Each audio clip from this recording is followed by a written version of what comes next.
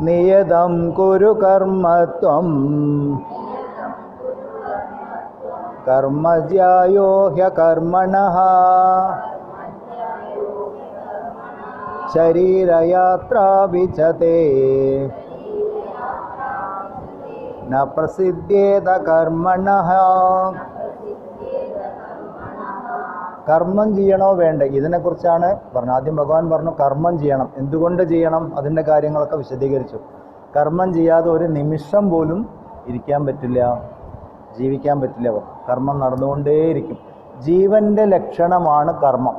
ചുരുക്കി പറഞ്ഞാൽ മരിച്ചോ കർമ്മമില്ല, കർമ്മം കഴിഞ്ഞോ മരിച്ചു, അതാണ്.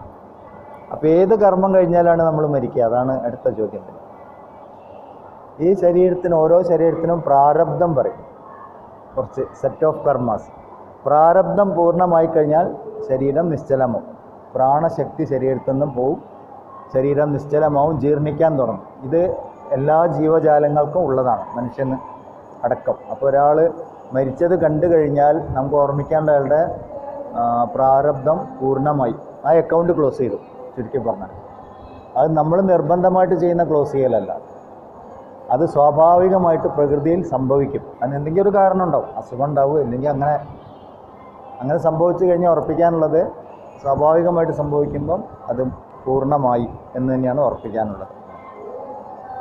8ാമത്തെ ശ്ലോകത്തിൽ ഭഗവാൻ പറയുന്നു, നീ വിഹിതമായ കർമ്മം ചെയ്യുക. കർമ്മം അകർമ്മത്തേക്കാൾ ശ്രേഷ്ഠം തന്നെയാണ്. കർമ്മം ചെയ്യാതിരുന്നാൽ നിൻ്റെ ശരീര നിർവഹണം പോലും സാധ്യമാവുകയില്ല. കർമ്മം ചെയ്താൽ കർമ്മവാസന ഉണ്ടാവില്ലേ, കർമ്മവാസന ഉണ്ടെങ്കിൽ പുനർജന്മം ഉണ്ടാവില്ലേ, അതൊക്കെ പ്രശ്നമല്ലേ. അപ്പോൾ കർമ്മം ചെയ്യാതിരുന്നാൽ പോരെ. അപ്പോൾ ഭഗവാൻ ആദ്യം പറഞ്ഞു കർമ്മം ചെയ്യാതിരിക്കുക എന്നുള്ളത് ഒരു കർമ്മമാണ്, എങ്ങോട്ടോടും രക്ഷയില്ല.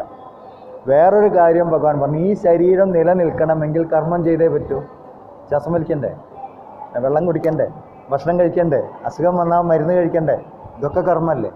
അപ്പോൾ കർമ്മം ചെയ്യാതിരിക്കുക എന്ന് പറഞ്ഞാൽ ഒരു രക്ഷയില്ല, കർമ്മം ചെയ്തേ പറ്റൂ. പ്രകൃതി നമ്മളെ കർമ്മം ചെയ്യാൻ ഫോഴ്സ് ചെയ്യും. നമ്മൾ അവശരാണ്, പ്രകൃതിയുടെ മുന്നിൽ നമ്മൾ അവശരാണ്. കർമ്മവാസനകൾ നമ്മളെ ഓരോ കർമ്മമണ്ഡലത്തിലേക്ക് നയിച്ചുകൊണ്ടിരിക്കും. അപ്പോൾ അതിനനുസരിച്ച് നമ്മൾ കർമ്മം ചെയ്യേണ്ടി വരും. ഇവിടെ ഭഗവാൻ പറയുന്നു കർമ്മം ചെയ്യാതിരിക്കുക എന്നുള്ളത് ഒരിക്കലും സാധ്യമല്ല, കർമ്മം ചെയ്യുക വേണം.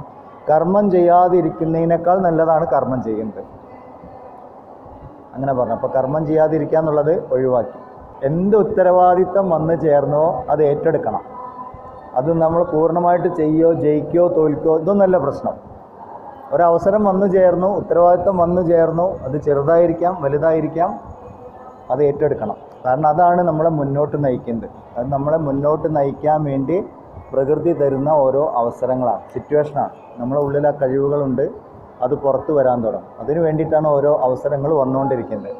അതുകൊണ്ട് ഭഗവാൻ പറയുന്നു അതുകൊണ്ട് കർമ്മം ചെയ്യണം. കാരണം കർമ്മം ചെയ്താലേ കർമ്മവാസനകൾ ഇല്ലാണ്ടാവുള്ളൂ. ഓരോ കർമ്മവാസനകൾക്കനുസരിച്ച് കർമ്മമണ്ഡലം രൂപപ്പെടും. ഇതൊക്കെയാണ് ഇനി മുന്നോട്ട് പറയാൻ പോകുന്നത്.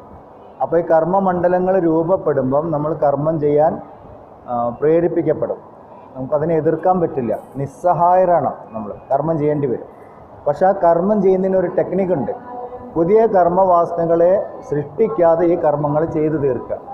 അപ്പോൾ എന്താവും, ഉള്ള കർമ്മങ്ങൾ ക്ഷയിക്കാൻ തുടങ്ങും, കർമ്മവാസനകൾ ക്ഷയിക്കുക. അപ്പോൾ കർമ്മവാസനകളെ ക്ഷയിപ്പിക്കാനാണ് മനുഷ്യനായിട്ട് ജനിക്കുന്നത്. അത് ഈ കർമ്മങ്ങളെ ഏറ്റെടുത്ത് ചെയ്താലേ നടക്കുള്ളൂ. അതിലെ കർമ്മങ്ങളെ കർമ്മയോഗമാക്കി മാറ്റിക്കഴിഞ്ഞാൽ കർമ്മവാസനകൾ ക്ഷയിക്കാൻ തുടങ്ങും. കർമ്മവാസനകൾ ക്ഷയിക്കാൻ തുടങ്ങുമ്പോൾ ചിത്തശുദ്ധി ഉണ്ടാവും. ചിത്തശുദ്ധി എന്ന് പറഞ്ഞാൽ മനസ്സിലെ മനോമാലിന്യങ്ങൾ ഇല്ലാണ്ടാവും. ചിത്തശുദ്ധി ഉണ്ടാകുമ്പോൾ ആത്മപ്രകാശം തെളിയും. ആത്മപ്രകാശം തെളിയുമ്പോൾ ആത്മജ്ഞാനിയാവും. ആത്മജ്ഞാനിയാണെങ്കിൽ മോക്ഷം ഉണ്ടാവും. ഇതാണ് റൂട്ട്. അപ്പോൾ എങ്ങനെ നോക്കിയാലും കർമ്മം ചെയ്തേ പറ്റൂ. മോക്ഷം വേണോ, എനിക്ക് മോക്ഷം വേണ്ട പറയാൻ പറ്റുമോ? ഒരിക്കലും ഇല്ല. കാരണം നമ്മൾ സകല കർമ്മങ്ങളും ചെയ്യുന്നത് മോക്ഷം അന്വേഷിച്ചിട്ടാണ്. ആനന്ദാന്വേഷണമാണ് എല്ലാ കർമ്മത്തിൻ്റെയും പിന്നിലും. ആനന്ദം അന്വേഷിച്ചിട്ടല്ലെങ്കിൽ നമ്മൾ കർമ്മം ചെയ്യില്ല. ഒരു തീവ്രവാദി പോയി പൊട്ടിത്തെറിക്കുന്ന പോലും ആനന്ദം അന്വേഷിച്ചിട്ടാണ്. അവൻ എന്നോ കിട്ടാനുള്ളൊരു സ്വർഗ്ഗം അന്വേഷിച്ചിട്ടാണ് പോയി പൊട്ടിത്തെറിക്കുന്നത്. എല്ലാ കർമ്മത്തിൻ്റെ പിന്നിലും മോട്ടിവേറ്റിംഗ് ഫാക്ടർ എന്ന് പറയുന്നത് ആനന്ദ അന്വേഷണമാണ്. അപ്പോൾ ശരിക്കുള്ള ആനന്ദം എപ്പോഴാണ്? ഈശ്വരനിലെത്തുമ്പോൾ. ബാക്കിയൊക്കെ നമ്മൾ ചെറിയ ചെറിയ കാര്യങ്ങൾ, ഇത്തിരി പായസം കുടിച്ച് സന്തോഷം തോന്നി കുറച്ച് നേരത്തേക്ക്, അത് കഴിഞ്ഞു വീണ്ടും ആഗ്രഹങ്ങൾ വരാൻ തുടങ്ങും.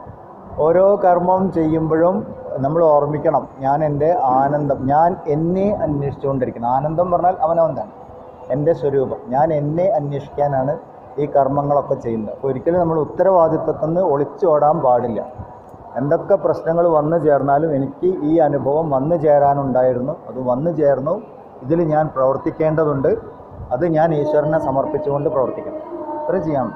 ഇവിടെ ഭഗവാൻ പറയുന്നു വിഹിതമായ കർമ്മം ചെയ്യുക. വിഹിതമായ കർമ്മം എന്ന് പറഞ്ഞാൽ ധർമാനുസൃതമായിട്ടുള്ള കർമ്മങ്ങൾ ചെയ്യുക. ധർമാനുസൃതമായിട്ട് ചെയ്യണം. വിഹിതം അവിഹിതം, അവിഹിതം എന്ന് പറഞ്ഞാൽ അധർമ്മമായിട്ടുള്ള കർമ്മം അത് ചെയ്യരുത്. വിഹിതമായിട്ട് ധർമാനുസൃതമായിട്ട് എന്തൊക്കെ ചെയ്യണോ അതൊക്കെ ചെയ്യണം. ഇപ്പം കല്യാണമൊക്കെ കഴിഞ്ഞു വീട്ടിൽ വന്നു, അച്ഛനായി അമ്മയായി, ഇന്നെ കൊണ്ട് പറ്റില്ല, കുഞ്ഞു കുട്ടിയെ പ്രാരാബ്ദം ഒന്നുമില്ല. ഭഗവാൻ മോക്ഷം നേടാനാണ് പറഞ്ഞത്. ഞാൻ 24 മണിക്കൂർ അമ്പലത്തിൽ പോയിരിക്കാം, ഒരു രക്ഷയില്ല. അവിടെ നമ്മൾ കുടുംബത്തിൻ്റെ ഉത്തരവാദിത്വം വന്നു ചേർന്നത് മോക്ഷം നേടാനാണ്. അത് ഉപേക്ഷിച്ചിട്ട് അമ്പലത്തിൽ പോയിരിക്കൽ അധർമ്മമായി. അതാണ് അർജുനോട് പറഞ്ഞത്, നീ യുദ്ധം ചെയ്യാനാണ് അവിടെ വന്നത്, യുദ്ധം ചെയ്യല്ലാതെ രക്ഷയില്ല. ഞാൻ വിചാരിച്ച യുദ്ധങ്ങളൊക്കെ മാറ്റാൻ പറ്റും, ഒരു നിമിഷം മതി. ഭഗവാൻ എന്ത് ശിവൻ പറഞ്ഞാൽ കഴിഞ്ഞല്ലായിരുന്നു. പക്ഷേ പറഞ്ഞു ഒരു രക്ഷയില്ല, നീ ഇത് ചെയ്തേ പറ്റൂ. കാരണം അതിലെ അർജുനൻ നന്നാവുള്ളൂ. അർജുനന് ശ്രേയസ്കരമായതെന്തോ അതിനുള്ള അവസരമാണ്, നമുക്ക് ശ്രേയസ്കരമായിട്ടുള്ള എന്താണോ അതിനുള്ള അവസരമാണ് ഇത്. അപ്പോൾ ഇതിൻ്റെ ഇപ്പം പ്രത്യേകിച്ച് സ്വാധ്യായ ക്ലാസ് ഇഷ്ടംപോലെ പലയിടത്തും നടക്കുന്നുണ്ട്. വളരെ കുറച്ച് ആൾക്കാർ അതിന് പോവുള്ളൂ. കാരണം അവർക്കതിൻ്റെ മഹാത്മ്യം അറിയില്ല. അവരല്ലാത്ത കണ്ണഞ്ചപ്പിക്കുന്ന സ്ഥലങ്ങളിലേക്ക് ഓടും. ഇപ്പോഴത്തെ സീസൺ, ഇനി അങ്ങോട്ട് സീസണാണ്. പലരും അങ്ങോട്ട് ഓടുക, അവിടെ പോയാൽ ദൈവം കോപിക്കും, ഇവിടെ പോയില്ലെങ്കിൽ ദൈവം കോപിക്കും, ഒന്നുമില്ല. ഇതൊക്കെ അവനവൻ്റെ ഉള്ളിലാണ്. വേദാന്തം തരുന്ന ഏറ്റവും വലിയ ആശ്വാസം എന്താണ്? ഭഗവാൻ അവനവൻ്റെ ഉള്ളിലാണ്. എനിക്ക് 24 മണിക്കൂറും ഭഗവാനെ കാണാം. എനിക്കൊരു പ്രത്യേക സ്ഥലത്തേക്ക് ഓടേണ്ട ആവശ്യമില്ല. ഒറ്റയ്ക്ക് ഇരിക്കുമ്പോൾ വണ്ടിയിലൊക്കെ ഇടിയും കൊണ്ടിരിക്കുമ്പോൾ സുഖമാണ്. കണ്ണടച്ച് ഇടി കൊണ്ടാലും കൊണ്ടില്ലേ ശരി.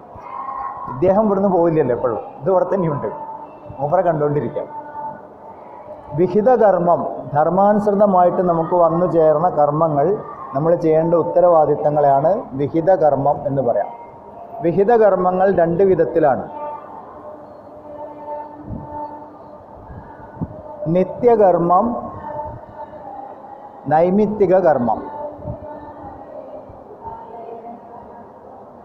നമ്മളെ ജീവിതത്തിന് മുഴുവൻ പരിശോധിച്ച് നോക്കിക്കഴിഞ്ഞാൽ കർമ്മങ്ങളുടെ ശൃംഖലയാണ്.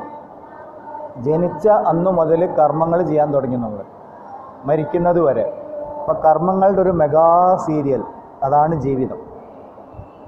അതിൽ നിന്ന് രക്ഷപ്പെടാൻ നിർത്തിയില്ല. ഇതിനെ ഭഗവാൻ 2ആയിട്ട് തിരിച്ചു. വിഹിത കർമ്മം, അവിഹിത കർമ്മം, ധർമ്മം അധർമ്മം, 2 വിധത്തിൽ തിരിച്ചു. അപ്പം അവിഹിത കർമ്മം നിഷിദ്ധ കർമ്മം എന്നാ പറയുക, അത് ചെയ്യാനേ പാടില്ല. നിഷിദ്ധ കർമ്മം, അധർമ്മങ്ങൾ, അത് ചെയ്യാൻ പാടില്ല. ചെയ്യേണ്ട കാര്യങ്ങൾ അതിനെ എന്താ പറഞ്ഞത്, വിഹിത കർമ്മം, നിയത കർമ്മം എന്നൊക്കെയാണ് പറയാം. അത് നമ്മൾ ചെയ്യണം. ഇതിനെ ഭഗവാൻ വീണ്ടും 2ആയിട്ട് തിരിച്ചു. നിത്യകർമ്മം, നൈമിത്തിക കർമ്മം. നിത്യകർമ്മം എന്ന് പറഞ്ഞാൽ നമ്മളുടെ ഡെയിലി നമ്മൾ ചെയ്യേണ്ട റെസ്പോൺസിബിലിറ്റീസൊക്കെ. രാവിലെ എണീറ്റ വഴിക്ക് പ്രാർത്ഥിച്ചു, ഭഗവാനോട് നന്ദി പറഞ്ഞു, ഓക്കെ. പിന്നെ എണീറ്റ വഴിക്ക് ഞാൻ എന്നുള്ളൊരു ബോധം അവനവൻ്റെ ഉള്ളിൽ ആദ്യം തെളിയും. ഞാനുണ്ടെങ്കിൽ എനിക്കുള്ള ലോകം ഉണ്ടാവുള്ളൂ. അപ്പം നമ്മളെന്ത് പറയും? ദൈവത്തിനോട് നന്ദി പറയും. ആത്മസ്മരാമി ഹൃദയ സംസ്കൃത ആത്മതത്വം. എൻ്റെ ഉള്ളിൽ ആത്മതത്വത്തിനെ നമസ്കരിച്ചു, ദൈവത്തിനെ നമസ്കരിച്ചു. പിന്നെ ഹിന്ദു ആണെങ്കിൽ രാവിലെ ഭൂമിയിലേക്ക് പാദം വെക്കുന്നതിന് മുന്നേ ഭൂമി ദേവിയെ നമസ്കരിക്കും, കൈ നോക്കി നമസ്കരിക്കും, ഇങ്ങനെ വന്ദിക്കും. ഇങ്ങനെ അവനവനിഷ്ടമുള്ള ഓരോ രീതിയിൽ ഓരോ പ്രാർത്ഥനകളാണ്. അതൊക്കെ ചെയ്ത് ദൈവത്തിന് നന്ദി പറഞ്ഞു. നമുക്ക് പല്ല് തേക്കാൻ മന്ത്രമുണ്ട്, കുളിക്കാൻ മന്ത്രമുണ്ട്, ഭക്ഷണം കഴിക്കാൻ മന്ത്രമുണ്ട്. ഭക്ഷണം കഴിക്കാനുള്ള മന്ത്രം 4-ാം അധ്യായത്തിൽ പഠിക്കും. ഇതൊക്കെ അറ്റ്ലീസ്റ്റ് ഈ മന്ത്രമൊന്നും പഠിച്ചില്ലെങ്കിലും ദൈവത്തിന് ഓർമ്മിക്കണം.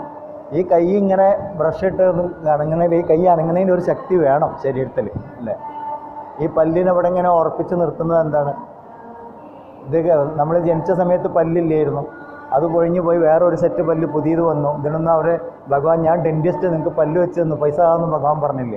ഇത് ഡെൻറ്റിസ്റ്റുമാരേ പറയുള്ളൂ ഇവിടെ ഉള്ളൂ. ഇതൊക്കെ ഭഗവാൻ തന്നു, നന്ദി പറഞ്ഞുകൊണ്ട് പല്ല് തേക്കാം. ഇങ്ങനെ ഓരോന്ന്. അപ്പോൾ ഇതൊക്കെ കഴിഞ്ഞ് ഇങ്ങനത്തെ കാര്യങ്ങൾ നമ്മുടെ കുടുംബത്തിലെ റോളുകൾ ചെയ്യുന്നത്. ഇപ്പോൾ അച്ഛനായിട്ട്, അമ്മയായിട്ട്, പെങ്ങളായിട്ട്, അമ്മായിയായിട്ട് ഒരുപാട് റോളുകൾ ചെയ്യേണ്ടി വരും. ഇതൊക്കെ നിത്യകർമ്മം. ജോലിക്ക് പോകുന്നത്, ശമ്പളം വാങ്ങുന്നത്, കുടുംബം നോക്കുന്നത്, നിത്യകർമ്മം. ഇതൊക്കെ ഭഗവാന് സമർപ്പിച്ചും കൊണ്ട് ചെയ്യണം. അപ്പോൾ അത് കർമ്മയോഗമായി. നിത്യകർമ്മം. നൈമിത്തിക കർമ്മം എന്ന് പറഞ്ഞാൽ വന്നു ചേരുന്ന കർമ്മങ്ങൾ, നമ്മൾ പ്രതീക്ഷിക്കാതെ വന്നു ചേരുന്ന കർമ്മങ്ങൾ, നൈമിത്തിക കർമ്മം. ഇപ്പം നമ്മൾ റോട്ടിലേക്ക് ഇറങ്ങി നടന്നു പോവുകയായിരുന്നു, അപ്പോഴാണ് പെട്ടെന്ന് ഒരാൾ വണ്ടി തട്ടി വീണു നമ്മളെ മുന്നിൽ. അപ്പോൾ അയ്യോ അവനെ നോക്കിയാൽ പോലീസും കേസും കിട്ടോ, അങ്ങനെ കുറേ ആൾക്കാർ പോകും. വേറെ ചിലരെന്ത് ചെയ്യും, അയാളെ പോയി പിടിച്ചെണീപ്പിച്ച് തുടച്ച് വൃത്തിയാക്കി വല്ലതും പറ്റിയോ എന്നൊക്കെ ചോദിക്കും. അടുത്ത കടയിൽ വല്ല ഗ്ലാസ് വെള്ളമൊക്കെ വാങ്ങിക്കൊടുക്കും. ആസ്പത്രിയിൽ പോകണമെങ്കിൽ അയാളും കൊണ്ട് ആസ്പത്രിയിൽ പോകും. അത് അയാൾക്ക് ഉള്ളിൽ തോന്നുന്ന കാര്യമാണ്. അത് നൈമിത്തിക കർമ്മം. അയാളത് പ്ലാൻ ചെയ്തില്ല, അയാൾ ഡെയിലി ഡ്യൂട്ടി പെട്ടതുമല്ല, പക്ഷേ അയാളുടെ മുന്നിൽ എതിർച്ചേന വന്നു വീണു. നൈമിത്തിക കർമ്മം. ഈ നൈമിത്തിക കർമ്മത്തിൽ നമ്മൾ ധർമാധർമ്മങ്ങളെ നോക്കിയിട്ട് അത് ചെയ്യണം, ധർമ്മമായ കർമ്മങ്ങൾ ചെയ്യണം. ഇപ്പം നൈമിത്തിക കർമ്മം ഇതാണ് നമ്മുടെ ജീവിതത്തിൽ നടക്കുന്നത്. ഇപ്പം നമ്മൾ വീട്ടിൽ വെറുതെ ഇങ്ങനെ ഇരിക്കാന്ന് വിചാരിക്കുക, തീരെ വയ്യ, ആ കൂടി ക്ഷീണമാണ്, മടിയാണ്, എല്ലാം കൂടി വയ്യ, അങ്ങനെ ഇരിക്കണ സമയമാണ്, ഒന്നും ചെയ്യാതെ ഇങ്ങനെ ഇരിക്കുകയായിരുന്നു. അപ്പോൾ എന്ത് ചെയ്തു, ഒരു ഫോൺ വന്നു. കുറേ കാലം മുന്നേ ഉള്ളൊരു സുഹൃത്താണ്, അയാൾ ഫാമിലി ആയിട്ട് ഇവിടെ, ഇപ്പോൾ ഞാൻ കല്യാണിൽ വന്നിട്ടുണ്ട് കേട്ടോ, ഞങ്ങളിപ്പോൾ അങ്ങോട്ട് വരുന്നുണ്ട്, ഒരു 5 മിനിറ്റിൻ്റെ ഉള്ളിൽ അവിടെ എത്തുക, ഒരു ഫോൺ വന്നു. പിന്നെ നമ്മൾ ഈ ക്ഷീണമൊക്കെ എവിടെ പോയി നമ്മളറിയില്ല. ചാടി എണീറ്റ് വീട്ടിൽ തുണി മാറിയൊക്കെ ശരിയാക്കി വെച്ച്, കട്ടിൽ ശരിയാക്കി വെച്ച്, മേശപ്പുറമൊക്കെ അടുക്കി ഒതുക്കി വെച്ച് വൃത്തിയൊരു വളക്കം കത്തിച്ച് സുഖമായി. മടിയോടെ പോയി ഒന്നുമില്ല. ഇതൊന്നും അന്നേരം ചെയ്യാൻ നമ്മൾ പ്ലാൻ ചെയ്തിട്ടേ ഇല്ലായിരുന്നു. ഇയാൾ വരുന്നു എന്നറിഞ്ഞോടുകൂടി സകല കർമ്മം, നൈമിത്തിക കർമ്മം. ഒരു അതിഥി വരുമ്പോൾ എങ്ങനെ സ്വീകരിക്കണം, നൈമിത്തിക കർമ്മം.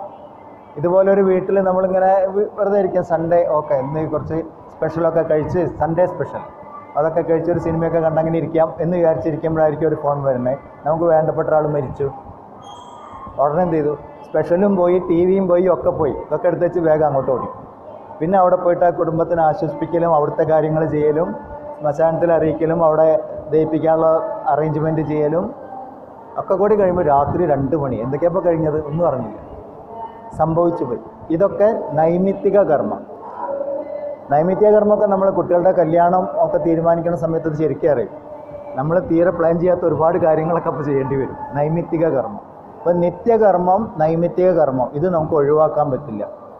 നൈമിത്തിക കർമ്മങ്ങളും നിത്യകർമ്മങ്ങളും ധർമാധർമ്മം അനുസരിച്ചിട്ട് വേണം ചെയ്യാൻ. അധർമ്മമാണെങ്കിൽ ചെയ്യാനേ പാടില്ല, ധർമ്മമാണെങ്കിൽ ചെയ്തേ പറ്റും.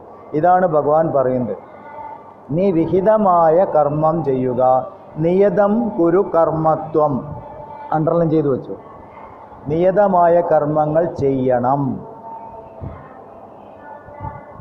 ഒരു വിദ്യാർത്ഥിയെ സംബന്ധിച്ചിടത്തോളം പഠിക്കുക എന്നുള്ളതാണ് കർമ്മം. ആ കുട്ടി പഠിക്കുക, പരീക്ഷ എഴുതുക, മാർക്ക് എത്ര കിട്ടിയാലും പ്രശ്നമില്ല. അത് മാർക്ക് ഇടുന്ന ആളെയും ആ സാഹചര്യമൊക്കെ അനുഭവിച്ചിരിക്കും. അതിനടിസ്ഥാനമാക്കിയിട്ടാണ് മാർക്ക് വരിക. പലപ്പോഴും നമ്മൾ തോൽക്കുന്നത് വലിയ വലിയ വിജയങ്ങൾക്ക് വേണ്ടിയിട്ടാവും. ചിലർ തോറ്റുപോയി മാർക്ക് കുറഞ്ഞു എന്നൊക്കെ പറഞ്ഞ് കരയണേ കാണാം. കരയേണ്ട ആവശ്യമൊന്നുമില്ല, മാർക്ക് കുറഞ്ഞു. അപ്പോൾ ഇപ്രാവശ്യം ഞാൻ എങ്ങനെയൊക്കെ പഠിത്തം പ്ലാൻ ചെയ്തിരുന്നോ അതിൻ്റെ റിസൾട്ട് ഇതാണ്. അപ്പോൾ എന്ത് വേണം, ഈ സെയിം കാര്യങ്ങൾ ഞാൻ അതേപടി ഫോളോ ചെയ്ത സെയിം റിസൾട്ട് തന്നെയാണ് വരിക. അപ്പോൾ എന്ത് വേണം, എൻ്റെ പ്ലാൻ ഒന്ന് ചേഞ്ച് ചെയ്യണം. എവിടെയൊക്കെ എനിക്ക് ഡ്രോബാക്സ് വന്നു പോയിട്ടോ അതൊന്നും കൂടി മാറ്റിയാൽ പുതിയ റിസൾട്ട് വരും. ഇങ്ങനെയാണ് സംഭവിക്കുന്നത്. അപ്പോൾ ഇത് കുട്ടികൾക്ക് പറഞ്ഞു കൊടുക്കണം. എപ്പോഴും മാർക്ക് കുറയുന്നത് നമ്മൾ കൂടുതൽ ശ്രദ്ധിക്കാൻ വേണ്ടിയിട്ടാണ്, അല്ലാതെ ആ വ്യക്തി തോറ്റു എന്നല്ല അതിൻ്റെ അർത്ഥം. കർമ്മങ്ങളിൽ ഒന്ന് മാറ്റി ചിന്തിക്കണം, ഇത്രയേ വേണ്ടു. തോൽവി ഒരിക്കലും ഒരു പ്രശ്നമല്ല. പല തോൽവികൾ, എല്ലാ കഥാപാത്രങ്ങളും നമ്മൾ പുരാണങ്ങൾ വായിച്ച ദൈവത്തിന് പോലും പരാജയം ഉണ്ടായിട്ടുണ്ട് പലപ്പോഴും. ദൈവം തന്നെ മാറി നിന്നു, തോറ്റോടി, പിന്നെ വന്ന് തിരിച്ചു വന്നു, ജയിച്ചു. ഇതൊക്കെ പറയുന്നത് എന്തിനാണ്? തോൽവിയും ജീവിതത്തിൻ്റെ ഭാഗമാണ്, അക്സെപ്റ്റ് ചെയ്യണം. തോൽക്കാനായിട്ട് ജീവിക്കാനല്ല പറഞ്ഞു. ജീവിതത്തിൽ തോൽവിയും ജയമൊക്കെ വന്നുകൊണ്ടിരിക്കും. രണ്ടും അനുഭവങ്ങളാണ്. നമ്മളാണ് റിസൾട്ട് കൊടുക്കുന്നത്, ലേബലൊട്ടിക്കുന്നത്. അയ്യോ തോറ്റുപോയി, ജയിച്ചു പോയി, അല്ലേ? നമ്മളാണ് സക്സസ് ഫെയിലിയർ എന്നുള്ള റിസൾട്ട് കൊടുക്കുന്നത്. പക്ഷേ യഥാർത്ഥത്തിൽ എന്താ, തോൽവി എന്ന് പറഞ്ഞാൽ ദുഃഖിക്കാനുള്ളൊരു അവസരമാണ് ശരിക്കും. ആ കുട്ടിയെ സംബന്ധിച്ചിടത്തോളം ചിലപ്പം ദുഃഖിക്കേണ്ടി വരും. പക്ഷേ ട്യൂഷൻ ക്ലാസ്സുകാരെ സംബന്ധിച്ചിടത്തോളം അങ്ങനെ തോൽക്ക് ഇങ്ങോട്ട് അല്ലേ, അയാൾക്കത് സന്തോഷിക്കാനുള്ള അവസരമാണ്. അയാൾ ജയിക്കുകയാണ് അവിടെ. അപ്പോൾ ഒരു സംഭവം എന്ന് പറഞ്ഞാൽ അതിനെ നമ്മൾ ഇൻ്റർപ്രറ്റ് ചെയ്യുന്നത് ആ വ്യക്തിയുടെ തലത്തിലാവും. ജയവും തോൽവിയും ഒന്നും പറയാൻ പറ്റില്ല. വയനാട്ടിൽ ഇത്രയും വലിയ പ്രകൃതി ദുരന്തം ഉണ്ടായി, മഹാദുരന്തം, ഒരുപാട് ദുഃഖം ഉണ്ടായി. അതിനെ മുതലെടുത്ത് എത്ര ആൾക്കാരുണ്ട്? അപ്പോൾ ആൾക്കാർ അങ്ങനെയാണ്. അവരെ സംബന്ധിച്ചിടത്തോളം ഇനിയും വരട്ടെ, ഇനിയും വരട്ടെ. വലിയ വലിയ ദുരന്തങ്ങൾ വരാൻ കാത്തു നിൽക്കുന്ന ആൾക്കാരുണ്ട്. ഈ കോവിഡ് വന്നപ്പോൾ ലോകം മുഴുവൻ അടച്ചു പൂട്ടിയപ്പോൾ അതിൽ നിന്ന് കാശുണ്ടാക്കിയവരുണ്ട്. അവർക്കത് അയ്യോ കോവിഡ് എപ്പോഴും ഉണ്ടാവണേന്ന് പ്രാർത്ഥിക്കുന്ന ആൾക്കാർ, അങ്ങനത്തെ ആൾക്കാർ. അറിവില്ലാത്തവരല്ല, ഒക്കെ അറിവുള്ളവരാ, പഠിപ്പും വിവരമുള്ളവരെ ചെയ്യുന്നത്. അപ്പോൾ അതൊക്കെ ആലോചിക്കണം. അതൊക്കെ അധർമ്മ കർമ്മമാണ്. ഇവിടെയൊക്കെ നമ്മൾ എപ്പോഴും ഒരു കർമ്മം ചെയ്യാൻ പോകുമ്പോൾ ഇതാണ് ആലോചിക്കുന്നത്. ഇപ്പോൾ ഗീതാ ക്ലാസ്സിൽ വരേണ്ട സമയം, അപ്പോൾ വേറൊരു കാര്യം കൂടി വന്നു ചേർന്നു. ഒരു ഏറ്റുമുട്ടലുണ്ടാവും. പാണ്ഡവരും കൗരവരും തമ്മിൽ ഉള്ളിലൊരു ഏറ്റുമുട്ടലുണ്ടാവും. പാണ്ഡവർ ജയിക്കുകയാണ്, ശ്രീകൃഷ്ണൻ്റെ ഭാഗമാണ് ജയിക്കണമെങ്കിൽ ഇവിടെ വരും, ഗീതാ ക്ലാസ്സിൽ വരും. ദുര്യോധൻ്റെ ഭാഗമാണ് ജയിക്കണമെങ്കിൽ ക്ലാസ് വിടും, അവിടെ പോയിരിക്കും. ഇതാണ് സംഭവിക്കുന്നത്. എപ്പോഴും നമ്മൾ ആലോചിക്കാം, ഞാൻ ആരുടെ ഭാഗത്തേക്ക് നിൽക്കണം. ഭഗവാന്റെ സൈന്യത്തിൻ്റെ അടുത്ത് പോയാൽ ജയം ഉണ്ടാവില്ല. നമുക്ക് മഹാഭാരത കഥ അറിയാം. ഭഗവാന്റെ അടുത്ത് ദുര്യോധനും അർജുനനും കൂടി സഹായം ചോദിക്കാൻ പോയിരുന്നു. അപ്പം ഭഗവാൻ മനസ്സിലായി രണ്ടാളും മൂപ്പരിങ്ങനെയൊക്കെ ഉറക്കം അഭിനയിച്ച് കിടന്നില്ലെങ്കിൽ മൂപ്പർ അഭിനയിക്കാൻ ഭയങ്കര എക്സ്പെർട്ടാണ്. ആൾ കള്ളക്കണ്ണെന്നാ പറയുക. അപ്പം അഭിനയിക്കാൻ എക്സ്പെർട്ടാണ്. അപ്പോൾ ദുര്യോധനൻ എന്ത് ചെയ്തു? ഭഗവാൻ കണ്ണ് തുറന്ന നടന്ന് എന്നെ കാണട്ടെ എന്ന് പറഞ്ഞിട്ട് തലക്കിൽ പോയി നിന്നു. കണ്ണ് തുറന്ന് ഇങ്ങോട്ട് കാണില്ലോ എന്ന് പറഞ്ഞിട്ട്. അർജുനൻ 2 മിനിറ്റ് ലേറ്റായിട്ട് എത്തിയത്. അർജുനൻ പാദത്തിൻ്റെ അവിടെ പോയി ഇങ്ങനെ നമസ്കരിച്ചുകൊണ്ട് നിന്നു, എന്താ വേണ്ടതെന്ന്. അപ്പോൾ ഭഗവാന് മനസ്സിലായി രണ്ടാളും വന്ന് സ്റ്റഡി പൊസിഷനായി, ഇനി കണ്ണ് തുറക്കാം.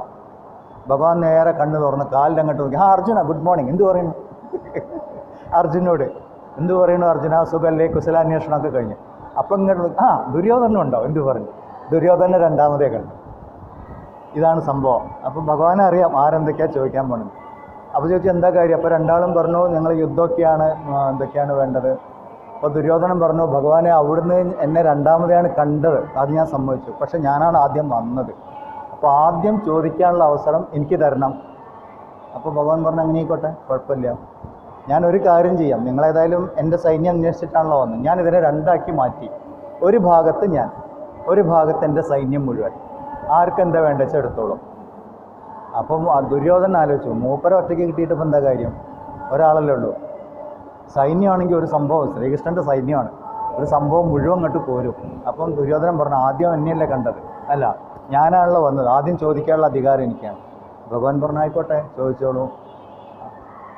അവിടുന്ന് പിന്നെ ഈ സൈന്യത്തിന് മുഴുവൻ ഭാഗിച്ചു തരാമെന്ന് പറഞ്ഞല്ലോ, ഈ സൈന്യം മുഴുവൻ എനിക്ക് വേണം. ദുര്യോധനൻ പറഞ്ഞു. ഭഗവാൻ പറഞ്ഞു ദാസ്തു, നീ എടുത്തോ. അർജുനൻ എന്ത് പറഞ്ഞു? ഭഗവാൻ എനിക്ക് സൈന്യം വേണ്ട, എനിക്ക് അവിടുന്ന് എൻ്റെ കൂടെ നിന്നാൽ മതി. ഇതാണ് സംഭവിക്കുന്നത്. അപ്പം നമ്മൾ വിചാരിക്കും തൽക്കാല സമയത്ത് നമ്മൾ രക്ഷപ്പെട്ടു കിട്ടിപ്പോയി എന്നൊക്കെ തോന്നും. പക്ഷെ നമ്മളുടെ ഉള്ളിലെ കർമ്മവാസനകൾ നമ്മളിങ്ങനെയൊക്കെ ചോദിക്കാനേ പ്രേരിപ്പിക്കുള്ളൂ. അപ്പം നമ്മൾ ആലോചിക്കണം, എനിക്ക് യഥാർത്ഥത്തിൽ എന്താ വേണ്ടത്? ഭഗവാനെ കൂടെ നിർത്തിയവർക്ക് ആത്യന്തിക വിജയം അവർക്കാണ്. നമ്മൾ ഭഗവത്ഗീത അവസാനിക്കുമ്പോൾ അല്ലെങ്കിൽ വിഷ്ണു സഹസ്രനാമം ചൊല്ലിക്കഴിയുമ്പോൾ എത്ര യോഗേശ്വര കൃഷ്ണോ എത്ര പാർത്ഥോ ധനുർധര തത്ര ശ്രീ വിജയോ ഭൂതിർ ധ്രുവാനീതി മതിർ. അവിടെയാണ്, എവിടെ യോഗേശ്വര കൃഷ്ണനുണ്ടോ, എവിടെ ധനുർധര പാർത്ഥനുണ്ടോ, അവിടെയാണ് വിജയം, ഐശ്വര്യം, നീതി, ധർമ്മം ഒക്കെ അവിടെയുള്ളൂ. ബാക്കിയൊക്കെ നശിക്കാനുള്ള. ഭഗവാൻ പറയുന്നു ഞാനും എൻ്റേത് എന്ന് പറയുന്നതൊക്കെ നശിക്കാനുള്ളതാണ്, കുറച്ച് കാലത്തേക്കുള്ളൂ. ഞാൻ എന്ന് പറയുന്ന ബോധം, ആത്മബോധം സ്ഥിരം, അതാണ് ശ്രീകൃഷ്ണൻ. അപ്പോൾ നമ്മൾ അങ്ങനെ വേണം ചിന്തിക്കാൻ, ഭഗവാന്റെ അടുത്തേക്ക് ചേരാനുള്ള വിധത്തിൽ വേണം കർമ്മങ്ങളൊക്കെ ചെയ്യാൻ. അല്ല, ഇപ്പം ഇങ്ങനെ ചിന്തിക്കാൻ തുടങ്ങേണ്ട സമയമാണ്. അതാണ് ഇപ്പം അത് കേൾക്കുന്നത്. ഇതുവരെ നമ്മൾ പലതും കേട്ടു, പക്ഷെ ചിന്തിക്കാൻ തുടങ്ങിയില്ലല്ലോ. കഥ കേട്ടുപോയി. ഞാൻ എൻ്റെ ജീവിതത്തിൽ എങ്ങനെ മാറ്റങ്ങൾ വരുത്തണം, എൻ്റെ ചിന്താഗതിയെ ഞാൻ എങ്ങനെ തിരിച്ചുവിടണം, ഇതിനുള്ള സ്വാതന്ത്ര്യം നമുക്കാണ്. അത് ചെയ്യാം. ഇതിപ്പോൾ ഒരു മനുഷ്യന് എത്രത്തോളം സ്വാതന്ത്ര്യം അനുവദിച്ചിട്ടുണ്ട്? ശ്രീരാമകൃഷ്ണ പരമഹംസരോട് ചോദിച്ച ചോദ്യമാണ്. മനുഷ്യനായിട്ട് ജനിച്ചു വിധിക്ക് കീഴടങ്ങി ജീവിക്കേണ്ട ഒക്കെ ഈശ്വരേച്ഛയല്ലേ? അപ്പോൾ ശ്രീരാമകൃഷ്ണ പരമഹംസർ പറഞ്ഞു എല്ലാം ഈശ്വരേച്ഛയല്ല, ഇത് ഒരു പശുവിനെ കുറ്റിയിൽ കെട്ടുന്നത് പോലെയാണ് ജീവിതം. ഒരു കയറ്, നീളത്തിൽ കയറ് കെട്ടി പശുവിനെ കുറ്റി കെട്ടി, ആ പശുവിന് അത്രയും വട്ടം പശുവിന് നടന്ന് തിന്നാം, അതതിൻ്റെ സ്വാതന്ത്ര്യമാണ്. തിന്നണോ തിന്നാതിരിക്കണോ, ഒരേ ഭാഗത്തുള്ള മാത്രം തിന്നണം, അത് മുഴുവൻ നടന്ന് തിന്നണം, ഇത്രയും സ്വാതന്ത്ര്യം അതിന് അനുവദിച്ചിട്ടുണ്ട്. മനുഷ്യന് ഇതുപോലെ സ്വാതന്ത്ര്യം അനുവദിച്ച് തന്നിട്ടുണ്ട്. ജീവിതത്തിനെ ശ്രേയസ്കരമാക്കണോ പ്രേയസ്കരമാക്കണോ? ലോകേസ്മിൻ ദ്വിവിധാനുഷ്ഠ ആദ്യമേ പറഞ്ഞു, 2 വിധത്തിലേ ജീവിതം ഉള്ളൂ എന്ന് പറഞ്ഞു. അപ്പം ശ്രേയസ്കരമാവണമെന്ന് നമ്മൾ തീരുമാനിച്ചു കഴിഞ്ഞാൽ ഇതുപോലെ ചിന്തിക്കാൻ തുടങ്ങും. ചിന്തകൾ ആണ് നമ്മളെ കർമ്മങ്ങളിലേക്ക് പ്രേരിപ്പിക്കുന്നത്. എന്താണോ നമ്മൾ ചിന്തിക്കുന്നത് അതിൻ്റെ ഇന്ദ്രിയങ്ങളിലൂടെയുള്ള പ്രവർത്തനത്തിനാണ് നമ്മൾ കർമ്മങ്ങൾ എന്ന് പറയുന്നത്. ചിന്തകൾ ഘനീഭവിക്കുന്നത് കർമ്മങ്ങൾ. അപ്പം ചിന്തകളാണ് ആദ്യം വേണ്ടത്. ചിന്തകൾ എങ്ങനെയാണ് വരിക? ചിന്തകൾ ആഗ്രഹങ്ങളിൽ നിന്നാണ് വരിക, കാമങ്ങളിൽ നിന്നാണ് ചിന്തകൾ ഉണ്ടാവുന്നത്. കാമം എവിടുന്ന് വരും? കാമം കർമ്മവാസനകളിൽ നിന്ന് വരും. അപ്പോൾ ഇതൊരു റൂട്ടാണ്. ഉള്ളിൽ കർമ്മവാസനകൾ ഉണ്ടെങ്കിൽ അതിൽ നിന്ന് ഇങ്ങനെ കാമങ്ങൾ ഉത്ഭവിച്ചുകൊണ്ടിരിക്കും. നല്ലതും ചീത്തയും. വെറുതെ ഇരിക്കുമ്പോൾ കണ്ടില്ലേ മനസ്സിൽ എത്ര മോശമായ ചിന്തകളാണ്. നമ്മൾ തന്നെ അത്ഭുതം, ഇത്രയും വൃത്തികേട് എവിടുന്ന് ഉയർന്നു വരുന്നു ഭഗവാനെ, ഇങ്ങനെ നമുക്ക് തോന്നും. ജന്മജന്മാന്തരമായിട്ടുള്ള അവിടെ കിടക്കുന്നുണ്ട്. പക്ഷെ അതങ്ങനെ വന്ന് നിന്ന് പോയിക്കോട്ടെ വിചാരിച്ച ഒരു കുഴപ്പമില്ല. അതങ്ങനെ ആ കുമ്പള വന്ന് പൊട്ടിപ്പോയി, അത്രേ ഉള്ളൂ. പക്ഷേ നമ്മൾ അതിനോട് പോയി ഒട്ടിപ്പിടിച്ച് കഴിഞ്ഞാൽ അത് നമ്മളെ കൊണ്ടുപോകും. ഭഗവാൻ ആദ്യം പറഞ്ഞു, ധ്യായതോ വിഷയാൻ പുംസ സംഘസ്തേഷു ഉപജായതേ. ആ ശ്ലോകത്തിൽ അതാ പറഞ്ഞു. പക്ഷേ ഇതിങ്ങനെ ഉയർന്നു വരുമ്പോൾ ഇതിനെക്കുറിച്ച് നമ്മൾ ചിന്തിക്കാൻ തുടങ്ങി. ഇത് ധർമ്മമാണോ അധർമ്മമാണോ, നിയത കർമ്മമാണോ എന്ന് ചിന്തിച്ച് ധർമ്മമാണെങ്കിൽ അത് ചെയ്യാം എന്ന് നമ്മൾ ചിന്തിച്ചു കഴിഞ്ഞാൽ ആ ചിന്തകൾ കർമ്മത്തിലേക്ക് മാറും. ഇന്നിപ്പോൾ രാവിലെ എണീറ്റ് ഗീതാ ക്ലാസ് ഉണ്ട്, രാവിലെ തന്നെ മെസ്സേജ് നോക്കിയോ, രാവിലെ തന്നെ മൂപ്പർ ഓർമ്മിപ്പിച്ചിട്ടുണ്ട് ഗീതാ ക്ലാസ് ഉണ്ട്. ഓക്കെ, പോണോ പോണ്ടേ? അവിടെ ഗണപതി വെച്ചിട്ടുണ്ട്, ഇവർ ഗണപതിക്ക് വിളിച്ചിട്ടുണ്ട്, ഇവിടെ നാരായണിയുണ്ട്, ഇവിടെ അതുണ്ട്, കുട്ടീൻ്റെ പിറന്നാളാണ്, ഇവിടെ കല്യാണത്തിന് വിളിച്ചിട്ടുണ്ട്. ഒരുപാട് പോവാതിരിക്കാനുള്ള ഒരുപാട് കാരണങ്ങൾ കൗരവപ്പട നിറഞ്ഞു നിൽക്കുന്നുണ്ട്. നമ്മളടുത്ത് ആ കൂടി ശ്രീകൃഷ്ണനുണ്ട്, ഭഗവാനെ പോണോ വേണ്ടേ, പോണോ വേണ്ടേ. ഇപ്പോൾ കുറേ മുന്നോട്ട് പോകുമ്പോൾ ഭഗവാൻ പറയുന്നത്, ഞാനാണ് നിന്നിലേക്ക് ജ്ഞാന രൂപത്തിൽ വന്നു ചേരുന്നത്, ഞാനാകുന്നു. ഇപ്പോൾ ആരാ വന്നുകൊണ്ടിരിക്കുന്നത് നമ്മളടുത്തേക്ക്? ശ്രീകൃഷ്ണൻ അറിവായിട്ട് പ്രവഹിച്ചുകൊണ്ടിരിക്കുന്ന സ്ഥലമാണ് ഗീതാ ക്ലാസ്. നമ്മൾ ഭഗവത് സാന്നിധ്യത്തിലാണ്, നമ്മൾ കാണുന്നില്ല, ഭഗവാൻ നമ്മളെ കണ്ടുകൊണ്ടിരിക്കുന്നുണ്ട്. ഇതാണ് ഗീതാ ക്ലാസ്സിൻ്റെ, ഇല്ലെങ്കിൽ ഈ ആധ്യാത്മിക ശാസ്ത്രം സ്വാധ്യായം നടക്കുന്ന എല്ലാ സ്ഥലത്തിൻ്റെയും പ്രത്യേകത അതാണ്. നമ്മൾ സാറിന് എന്ത് പറയും? രാമായണം വായിക്കുന്നിടത്ത് ഹനുമാനുണ്ട് എന്ന് പറയും. ഹനുമാൻ എവിടെയുണ്ടോ അവിടെയാണ് ശ്രീരാമൻ. ഇവർ തമ്മിൽ വ്യത്യാസമില്ല. ഹനുമാൻ തന്നെ പറയുന്നുണ്ട്, ആത്മഭാവത്തിൽ ഞാനും അവിടുന്ന് ഒന്ന് തന്നെ. അപ്പോൾ രാമായണം വായിക്കുന്നിടത്ത് യഥാർത്ഥത്തിൽ ശ്രീരാമ സാന്നിധ്യം ഉണ്ടാവണം എന്നാണ്. എവിടെയാണ് ഉണ്ടാവുക? അവനവൻ്റെ ഉള്ളിലാണ്. ശ്രീരാമനെ ഓർമ്മിക്കാതെ രാമായണം വായിക്കാൻ പറ്റില്ല, ശ്രീകൃഷ്ണനെ ഓർമ്മിക്കാതെ ഭാഗവതം വായിക്കാൻ പറ്റില്ല. അപ്പം ആ സാന്നിധ്യം എപ്പോഴും ഉണ്ട്. ഭഗവാനെ ഓർമ്മിക്കാതെ ഗീതാ ക്ലാസ് ഇല്ല, അല്ലേ? നമ്മളെപ്പോഴും ആ സാന്നിധ്യത്തിലാണ്. ഇത് അറിയുന്നവരെന്ത് ചെയ്യും? ബാക്കിയൊക്കെ ഒഴിവാക്കും. 1 മണിക്കൂറെങ്കിൽ 1 മണിക്കൂർ ഞാൻ അവിടെ പോയിട്ട് ഇവിടെ വന്നിരിക്കും. അല്ലാത്തവർ ഇത് അടുത്ത ക്ലാസ്സിലും കേൾക്കാമല്ലോ, എന്താ ഇപ്പോൾ ഈ ജീവാത്മ പരമാത്മ ഇങ്ങനെ കേട്ടിട്ട് ഇത്. അപ്പോൾ അവരെന്ത് ചെയ്യും? 4 പുറത്തേക്കും പോകും, ഗണപതിൻ്റെ അടുത്ത് പോയി തൊഴും ഏത്തോടും ഒക്കെ ചെയ്യും. ഓ ഉദർക്ക ക്ഷീര ദർശവി അച്ഛ ബനായാത്താണ് കഴിഞ്ഞു. ഇതിനാണ് ഗണപതിയെ കാണാം. നമ്മൾ ഗണപതിൻ്റെ അടുത്ത് പോകുമ്പോൾ ത്വം കാലത്രയാതീത, ത്വം ദേഹത്രയാതീത, ത്വം അവസ്ഥാത്രയാതീത. ഇത് ആരാ ഓർമ്മിക്കണേ? നമ്മളിതൊക്കെ ചെല്ലുണ്ട്. എത്ര ആൾ ഇന്നലെ ആരെങ്കിലും ഓർമ്മിച്ചോ? കാലത്രയാതീതമായ തത്വമാകുന്നു ഗണപതി. അതില്ലേ, നമ്മളവിടെ ചെന്ന് ഗണപതിൻ്റെ തുമ്പിക്കൈ വലത്തോട്ടാണോ ഇടത്തോട്ടാണോ? കാല് പൊക്കി വെച്ചിരിക്കുന്നുണ്ടോ, കാല് നീട്ടി വെച്ചിരിക്കുന്നുണ്ടോ? അല്ലേ? ലാൽബാഗ് രാജ, പവർഫുൾ ഗണപതി. ഇവിടുത്തെ ഗണപതിനെ വിട്ടിട്ട് അത് അവിടെ കാണാനോട്, അവിടെ പോയി തിക്കും തിരക്കും പോയിട്ട് ആ ഗണപതിയല്ലേ ഇവിടെ ഇരിക്കുന്നത്. ഈ ഗണപതിയല്ലേ ബ്രഹ്മതത്വം. നമ്മൾ ഈ അഥർവശീർഷം ഉപനിഷത്ത് മുഴുവൻ പഠിച്ചു പറഞ്ഞാൽ അറ്റ്ലീസ്റ്റ് എല്ലാം പഠിച്ചു. അതിൻ്റെ തത്വങ്ങൾ പഠിച്ചു. കാലത്രയത്തിനും അവസ്ഥാത്രയത്തിനും, എൻ്റെ ജാഗ്രത സ്വപ്ന സുഷുപ്തി അവസ്ഥകൾക്ക് സാക്ഷിയായിരിക്കുന്ന ചൈതന്യമാണ് ഗണപതി നമ്മൾ പഠിച്ചു. എൻ്റെ ഭൂതം ഭാവി വർത്തമാനത്തിന് സാക്ഷിയായിരിക്കുന്ന ചൈതന്യമാണ് ഗണപതി. ഗണപതി ഓടിയപ്പം ഇതാണ് തത്വം പഠിച്ചാലുള്ള ഗുണം. നമ്മൾ എവിടെ പോയാലും ഗണപതിയിലാണ്, എവിടെ പോയാലും ശ്രീകൃഷ്ണനിലാണ്. തത്വം പഠിക്കാത്തവർ ഓരോ ഗണപതിക്ക് മാർക്കിടാനോടും. ആ ഗണപതിക്ക് ഫസ്റ്റ് പ്രൈസ്, ഈ ഗണപതി ശരിയായില്ല, ഇവിടുത്തെ ലൈറ്റിംഗ് ശരിയായില്ല, ഇവിടെ ഡെക്കറേഷൻ ശരിയായില്ല. ആചാരങ്ങളൊക്കെ ചെയ്യാം, പക്ഷെ അതിൻ്റെ പിന്നിലെ കാര്യം കൂടി ഓർമ്മിക്കണം. നമ്മളെക്കുറിച്ച് ഓർമ്മിപ്പിക്കുന്നത് ആനന്ദസ്വരൂപമാണ് ഗണപതി, നമ്മളാണ് ആനന്ദസ്വരൂപം. അപ്പം നമ്മളുടെ ഉള്ളിൽ ആ ക്വാളിറ്റീസൊക്കെ വരണം.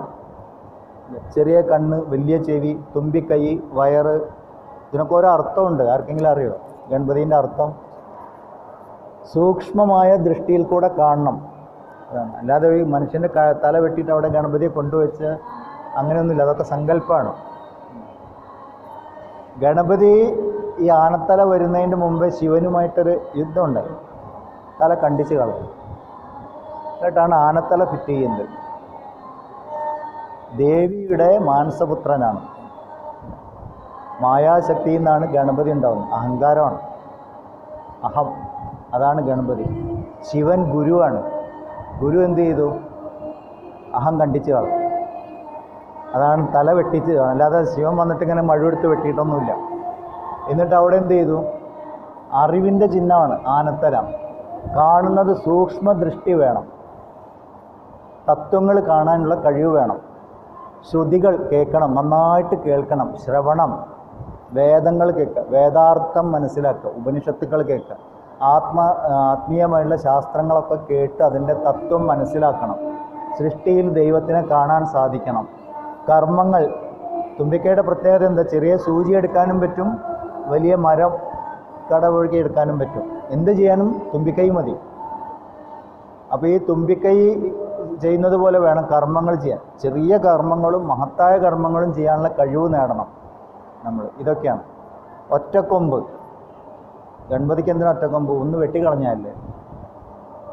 അദ്വൈതമാണ്, ഏകത്വ ദർശനം, അദ്വൈത തത്വത്തിനെ സൂചിപ്പിക്കാനാണ് ഒറ്റക്കൊമ്പ്. ദ്വൈതം ഉണ്ടെങ്കിൽ ദുഃഖം ഉണ്ടാവും, ദ്വൈതഭാവത്തിൽ ദുഃഖം ഉണ്ടാവും. അദ്വൈത ഭാവത്തിന് ഒറ്റക്കൊമ്പ്. വയറ്, ഈ കാണുന്ന സൃഷ്ടി മുഴുവൻ ഗണപതിയുടെ ഉള്ളിലാണ്. ഗണപതിക്ക് എല്ലാം തിന്നാൻ കൊടുത്തു. പണ്ടാരാണ് മൂപ്പരെ സദ്യക്ക് വിളിച്ചൊരു കഥയുണ്ടല്ലോ, കുബേരൻ അല്ലേ? ആ, കുബേരൻ വിളിച്ചുകൊണ്ട് മൂപ്പര് ഗണപതിക്ക് എന്നാ ഒരു സദ്യ കൊടുക്കുക. ഗണപതി പറഞ്ഞു ഞാൻ വരാലോ. മൂപ്പര് സദ്യ കൊടുക്കാൻ തുടങ്ങി. എല്ലാവർക്കും അറിയാം, വിളമ്പുന്ന ഗണപതി ചാപ്പിടാൻ തുടങ്ങി. അവസാനം മൂപ്പര് പ്ലേറ്റും ഗ്ലാസും ഇലയും ബെഞ്ചും ഡെസ്കൊക്കെ എടുത്ത് തിന്നാൻ തുടങ്ങി. ഇല്ല, ഗണപതിയെ പിടിച്ച് ഓടിയെന്നാണ്. എന്നിട്ട് പിന്നെ എന്താ പൊരി കൊടുക്കുന്നു, അങ്ങനെ എന്തൊക്കെയാണ് കഥ. എന്തായാലും കഥ അവിടെ ഇരിക്കട്ടെ. എന്താ പറഞ്ഞ, ഭൗതികമായിട്ടുള്ള എന്തൊക്കെ കിട്ടിയാലും നമുക്ക് തൃപ്തിയാവില്ല. നമുക്ക് ആധ്യാത്മികമായിട്ടുള്ളത് തന്നെ കിട്ടണം, എന്നാലേ തൃപ്തിയാവുള്ളൂ, പൂർണ്ണമുള്ളൂ. ഇതാണ് ഗണപതിൻ്റെ ഈ സദ്യ ഉണ്ണല്. അല്ല, നമ്മളൊക്കെ ഇപ്പോൾ ഗണപതിൻ്റെ സദ്യ ഉണ്ടുകൊണ്ടിരിക്കുക. നമുക്ക് വീട്ടിൽ കാര്യങ്ങളൊക്കെ ഉണ്ട്, പക്ഷെ അതൊക്കെ ഉപേക്ഷിച്ച് കുറച്ച് നേരം ഇവിടെ വന്നിരിക്കട്ടെ. ഗണപതിൻ്റെ സദ്യ ഉണ്ടുകൊണ്ടിരിക്കുകയാണ്. ഗണപതിക്ക് മലര് കൊടുക്കും. നമ്മളിപ്പം ഗണപതി ദർശീഷത്തിലും പറയുന്നുണ്ട്, മലര് കൊണ്ട് അർച്ചിക്കുന്നവർക്ക് സർവ്വപാപത്തിൽ നിന്നും മുക്തി എന്ന് പറയുന്നു. ദഹിപ്പിച്ച കർമ്മവാസനകളാണ്. കർമ്മബീജം ആണെങ്കിൽ കർമ്മ ഉയർന്നുകൊണ്ടിരിക്കും, ബീജം പൊട്ടിമുളച്ച് കർമ്മങ്ങൾ ഉണ്ടായിക്കൊണ്ടിരിക്കും. ആ വിത്ത് വറുത്ത് കഴിഞ്ഞാലോ, വറുത്ത വിത്ത് മുളക്കില്ല. അപ്പോൾ കർമ്മബീജത്തിനെ അറിവിലിട്ടിട്ട് വറക്കണം. ഈ വറുത്ത വിത്താണ് ഈ പൊരി. അല്ലാതെ ഗണപതി മലര് തന്നെ, എനിക്കിന്ന് മലരില്ലേ ചോദിക്കണ ഗണപതിയൊന്നുമില്ല. ഈ മലര് കാണുമ്പോൾ ഇതൊക്കെ ഓർമ്മ വരണം. ഞാൻ എൻ്റെ കർമ്മബീജങ്ങളെ അറിവിലൂടെ ഞാൻ ദഹിപ്പിച്ചോ എന്ന് നമ്മൾ നോക്കണം. ഇതാണ് ഗണപതി. ഇത്രയും തത്വങ്ങളാണ് ഗണപതി ഓർമ്മിച്ചു തരുന്നത്. ഈ 10 ദിവസം അത് ഓർമ്മിക്കാനുള്ളതാണ്. ഇതൊക്കെ പോട്ടെ, ഗണപതിയെ കൊണ്ടുപോയി മുക്കും വെള്ളത്തിൽ. എല്ലാ കൊല്ലം നമ്മൾ കാണില്ലേ, എന്തിനാ വെള്ളത്തിൽ മുക്കുന്നത്? ഇത്ര ഭംഗിയുള്ള സാധനം, ഇത്രയും കോസ്റ്റ്ലി സാധനം അല്ലേ, എടുത്തു കൊണ്ടുവന്നു, വീട്ടിൽ കൊണ്ടുവച്ചു, പൂജിച്ചു. ഗണപതി പോകാനാകുമ്പോഴേക്കും നമുക്ക് ഭയങ്കര ദുഃഖമാണ്. അതിങ്ങനെ ഉള്ളിൽ നിന്ന് പറിച്ചെടുക്കണ പോലെ തോന്നും ഗണപതി പോകുമ്പോൾ. എല്ലാവരും കരഞ്ഞു പോകും. ഞാൻ ഗണപതി പൂജയ്ക്ക് അങ്ങനെ പോകാറില്ല, പോയി തൊഴുതിട്ട് വരും, അത്രേ ഉള്ളൂ. പക്ഷെ ഒരു ഭയങ്കര അറ്റാച്ച്മെൻറ്റാണ് ഗണപതിയായിട്ട്. എന്തുകൊണ്ടത് വരുന്നത്? ഇവിടെ നമ്മൾ ഗണപതി തത്വം പഠിക്കാനുണ്ട്. ഗണപതി തത്വം എന്ന് പറഞ്ഞാൽ അവ്യക്തത്തിൽ നിന്ന് വ്യക്തമാവുന്നതാണ്. എല്ലാ അവതാരങ്ങളും രൂപമില്ലാത്ത നിർഗുണ നിരാകാരമായിരിക്കുന്ന ബ്രഹ്മം സഗുണ സാകാരമാവുന്നതാണ് രൂപങ്ങളൊക്കെ. ഇപ്പോൾ ഗണപതി ഇത് പറഞ്ഞ പോലെ നമ്മളുടെ ഉള്ളിൽ ഇത്രയും കഴിവുകൾ, ആത്മീയമായുള്ള കഴിവുകൾ ഉണർത്തിയെടുക്കണം, ഗണപതി ആവണം. ഇതൊന്ന്. രണ്ടാമത്, ഈ രൂപം ബ്രഹ്മത്തിൽ നിന്ന് വന്നു, തിരിച്ച് ബ്രഹ്മത്തിലേക്ക് ലയിക്കണം. നമ്മളൊക്കെ അങ്ങനെയാണ്, അവ്യക്തത്തിൽ നിന്ന് വന്നു, കുറച്ചു കാലം വ്യക്തമായിരുന്നു, തിരിച്ച് അവ്യക്തത്തിലേക്ക് പോകണം. ഗണപതി ഈ രൂപത്തിലൂടെ നമുക്ക് പറഞ്ഞു തരുന്ന അവ്യക്തത്തിൽ നിന്ന് വന്നു ഗണപതി. ഇത് ഉണ്ടാക്കുന്നതിന് മുമ്പ് ഗണപതി ഇല്ല. പിന്നെ ആരൊക്കെയോ മണ്ണും ചെളിയും പിന്നെ പ്ലാസ്റ്റർ ഓഫ് പാരീസും എല്ലാം കൂടി വെച്ച് കൂട്ടി അലങ്കാരമൊക്കെ ആക്കി ഗണപതിയാക്കി തന്നു. അതുവരെ അത് പ്രതിമയാണ്. ആ കടയിൽ ഒരുപാട് ഗണപതിയൊക്കെ പ്രതിമയാണ്. അത് കൊണ്ടുവന്ന് വീട്ടിൽ കൊണ്ടുവച്ച് പ്രാണപ്രതിഷ്ഠയൊക്കെ ചെയ്യുമ്പോൾ ചൈതന്യവത്തായി. നമ്മൾ തന്നെയാണ് പറയണേ, ഗണപതി ഭക്ഷണം കഴിക്കണോ, ഞാൻ പറയണ ഗണപതി കേൾക്കണോ, ഇതൊക്കെ നമ്മളാണ് സങ്കല്പിക്കുന്നത്. രൂപമായിട്ട് വന്നിരുന്നു. ഈ രൂപം കുറച്ച് ദിവസം ഇരുന്ന് കഴിഞ്ഞു. ഇനി അത് തിരിച്ച് ബ്രഹ്മത്തിലേക്ക് ലയിക്കണം. ഈ ബ്രഹ്മത്തിലേക്ക് ലയിക്കലാണ് വെള്ളത്തിൽ കൊണ്ടുപോയി ലയിപ്പിക്കൽ. ജലം ബ്രഹ്മപ്രതീകമാണ്, ബ്രഹ്മത്തിൻ്റെ പ്രതീകമാണ് ജലം. ഗണപതി ഹോമം ചെയ്യുമ്പം അഗ്നിയാണ് ബ്രഹ്മപ്രതീകം, അഗ്നിയിലേക്കാണ് ഹോമിക്കുക. ഗണപതിയെ ജലത്തിലേക്ക് ഹോമിക്കും നമ്മൾ. ഇതൊക്കെയാണ് ഗണപതിയുടെ പിന്നിലുള്ള കാര്യങ്ങൾ. പക്ഷേ ഈ തത്വം അറിഞ്ഞിട്ടാണ് നമ്മൾ ഗണപതിയെ ചെയ്യുന്നെങ്കിലോ നമ്മൾ മോക്ഷത്തിലേക്കാണ് പോകുന്നത്. ഇതാണ് അവിടെ പറയുന്നത്, ഈ തത്വം, ആധ്യാത്മിക തത്വം. ഹിന്ദുവിൻ്റെ സകല ആചാരങ്ങളിലും ആധ്യാത്മികമായിട്ട് ഉയരാനുള്ളതാണ്. പക്ഷെ നമ്മൾ അതിൽ ചെന്ന് കുടുങ്ങി. ഇനിയിപ്പോൾ നവരാത്രി ആകുമ്പോൾ സാരീൻ്റെ കളറ് മാറ്റാൻ നടക്കും. ഏത് ദേവിയാണ് പറഞ്ഞതാവോ? നീ ഇന്ന് ചുവപ്പ് സാരി എടുത്ത നിന്നെ ഞാൻ മാറിക്കും ഇങ്ങനെ ഇങ്ങനെ പറഞ്ഞേതെങ്കിലും ദേവി ഉണ്ടോ? നമ്മളൊക്കെ അമ്മയുടെ മക്കളല്ലേ. നമ്മൾ ഏത് ഉടുപ്പിട്ട് വന്നാലും എന്താ, മക്കളല്ലേ എന്തായാലും. ഇത്ര പോലും നമ്മൾ ആലോചിക്കില്ല. സാരി കോടി വസ്ത്രമൊക്കെ ഓക്കെ, പൈസ ഉള്ളവർ വാങ്ങി കൊടുത്തോളും, പൈസ ഇല്ലാത്തവരെന്ത് ചെയ്യും? ഇതൊക്കെ ഇത്രേ ചെയ്യാനുള്ളൂ. ഓരോ ദിവസത്തെയും ഒരു 2015 മുതൽ 2024 വരെയില്ല 10 വർഷത്തെ നവരാത്രി കളേഴ്സ് ഗൂഗിളിൽ നോക്കിയാൽ കിട്ടും. ഇതിലേതെങ്കിലും കൊല്ലത്തെ സെയിം ആയിട്ടുണ്ടോ എന്ന് നോക്കും. ഇന്ന ദിവസം ഇന്നത് കൊടുക്കും അല്ലേ. ഇപ്പം തിങ്കളാഴ്ച ഇന്നത് കൊടുക്കണം, എല്ലാ തിങ്കളാഴ്ച അതല്ലേ കൊടുക്കേണ്ടത്. ഇന്ന തിഥിയിൽ ഇന്നത് കൊടുക്കണം, എല്ലാ തിഥിയിലും അതല്ലേ കൊടുക്കേണ്ടത്. ഇത് കാണില്ല. അത് ഞാൻ നോക്കിയതാണ്, ഞാൻ ടെസ്റ്റ് ചെയ്തിടാം നോക്കിയത്. ഇതൊക്കെ ബിസിനസ്സുകാരും തുണിക്കച്ചവടക്കാരും പൂജാരിമാരും എല്ലാവരും കൂടി ഉണ്ടാക്കുന്ന ഒരു കോലാഹലം. അത്രയേ ഉള്ളൂ. അതുപോലെയാണിത്. കളറ് മാറേണ്ടത്. സകല വർണ്ണങ്ങളും ഉണ്ടാവുന്ന അവനവൻ്റെ ഉള്ളിൽ. നമ്മൾ ത്രിഗുണത്തിൽ ജീവിക്കുന്നവരാണ്. വർണ്ണാതീതനാവണല്ലേ. ത്രൈഗുണ്യ വിഷയവേദ നിസ്ത്രൈഗുണ്യോ ഭവാർജുന. ഭഗവാൻ പറഞ്ഞു കഴിഞ്ഞു, സകല വർണ്ണങ്ങൾക്കും അതീതമാവാനാണ് നവരാത്രി. ത്രിഗുണങ്ങൾക്കല്ല. ആദ്യത്തെ 3 ദിവസം താമസിക ഗുണം, 3 ദിവസം രാജസ്യ ഗുണം, സത്വഗുണം 3 ദിവസം, 9 ദിവസം. 10ാം ദിവസം വിജയദശമി. സകല വർണ്ണങ്ങളെയും ഗുണങ്ങളെയും അതിജീവിച്ചു, വിജയിച്ചു, ജീവിതം വിജയിച്ചു. അത് വിജയദശമി. ഇത്രയേ പറഞ്ഞുള്ളൂ 9 ദിവസം കൊണ്ട്. അതിന് പകരം നമ്മളിങ്ങനെ ഓരോ കോലാഹലമായിട്ട് നടന്നു. ദാണ്ടിയ, പൈസ ഉണ്ടാക്കാനുള്ള പരിപാടി. അങ്ങനെ നമ്മൾ ഓരോന്നും ചെയ്യുമ്പോഴും ആലോചിക്കണം. ആചാരങ്ങളൊക്കെ യൂണിറ്റി വരാനും തത്വങ്ങൾ ഓർമ്മിക്കാനുള്ളതുമാണ്. അതിൻ്റെ ഇടയ്ക്ക് നടക്കുന്ന ബിസിനസ്സുകളും വേണ്ടാത്തരങ്ങളൊന്നും ഓർമ്മിക്കാൻ. ഭഗവാന്റെ പേരിൽ നടക്കുന്ന അധർമ്മങ്ങൾ ഒത്തിരിയുണ്ട്.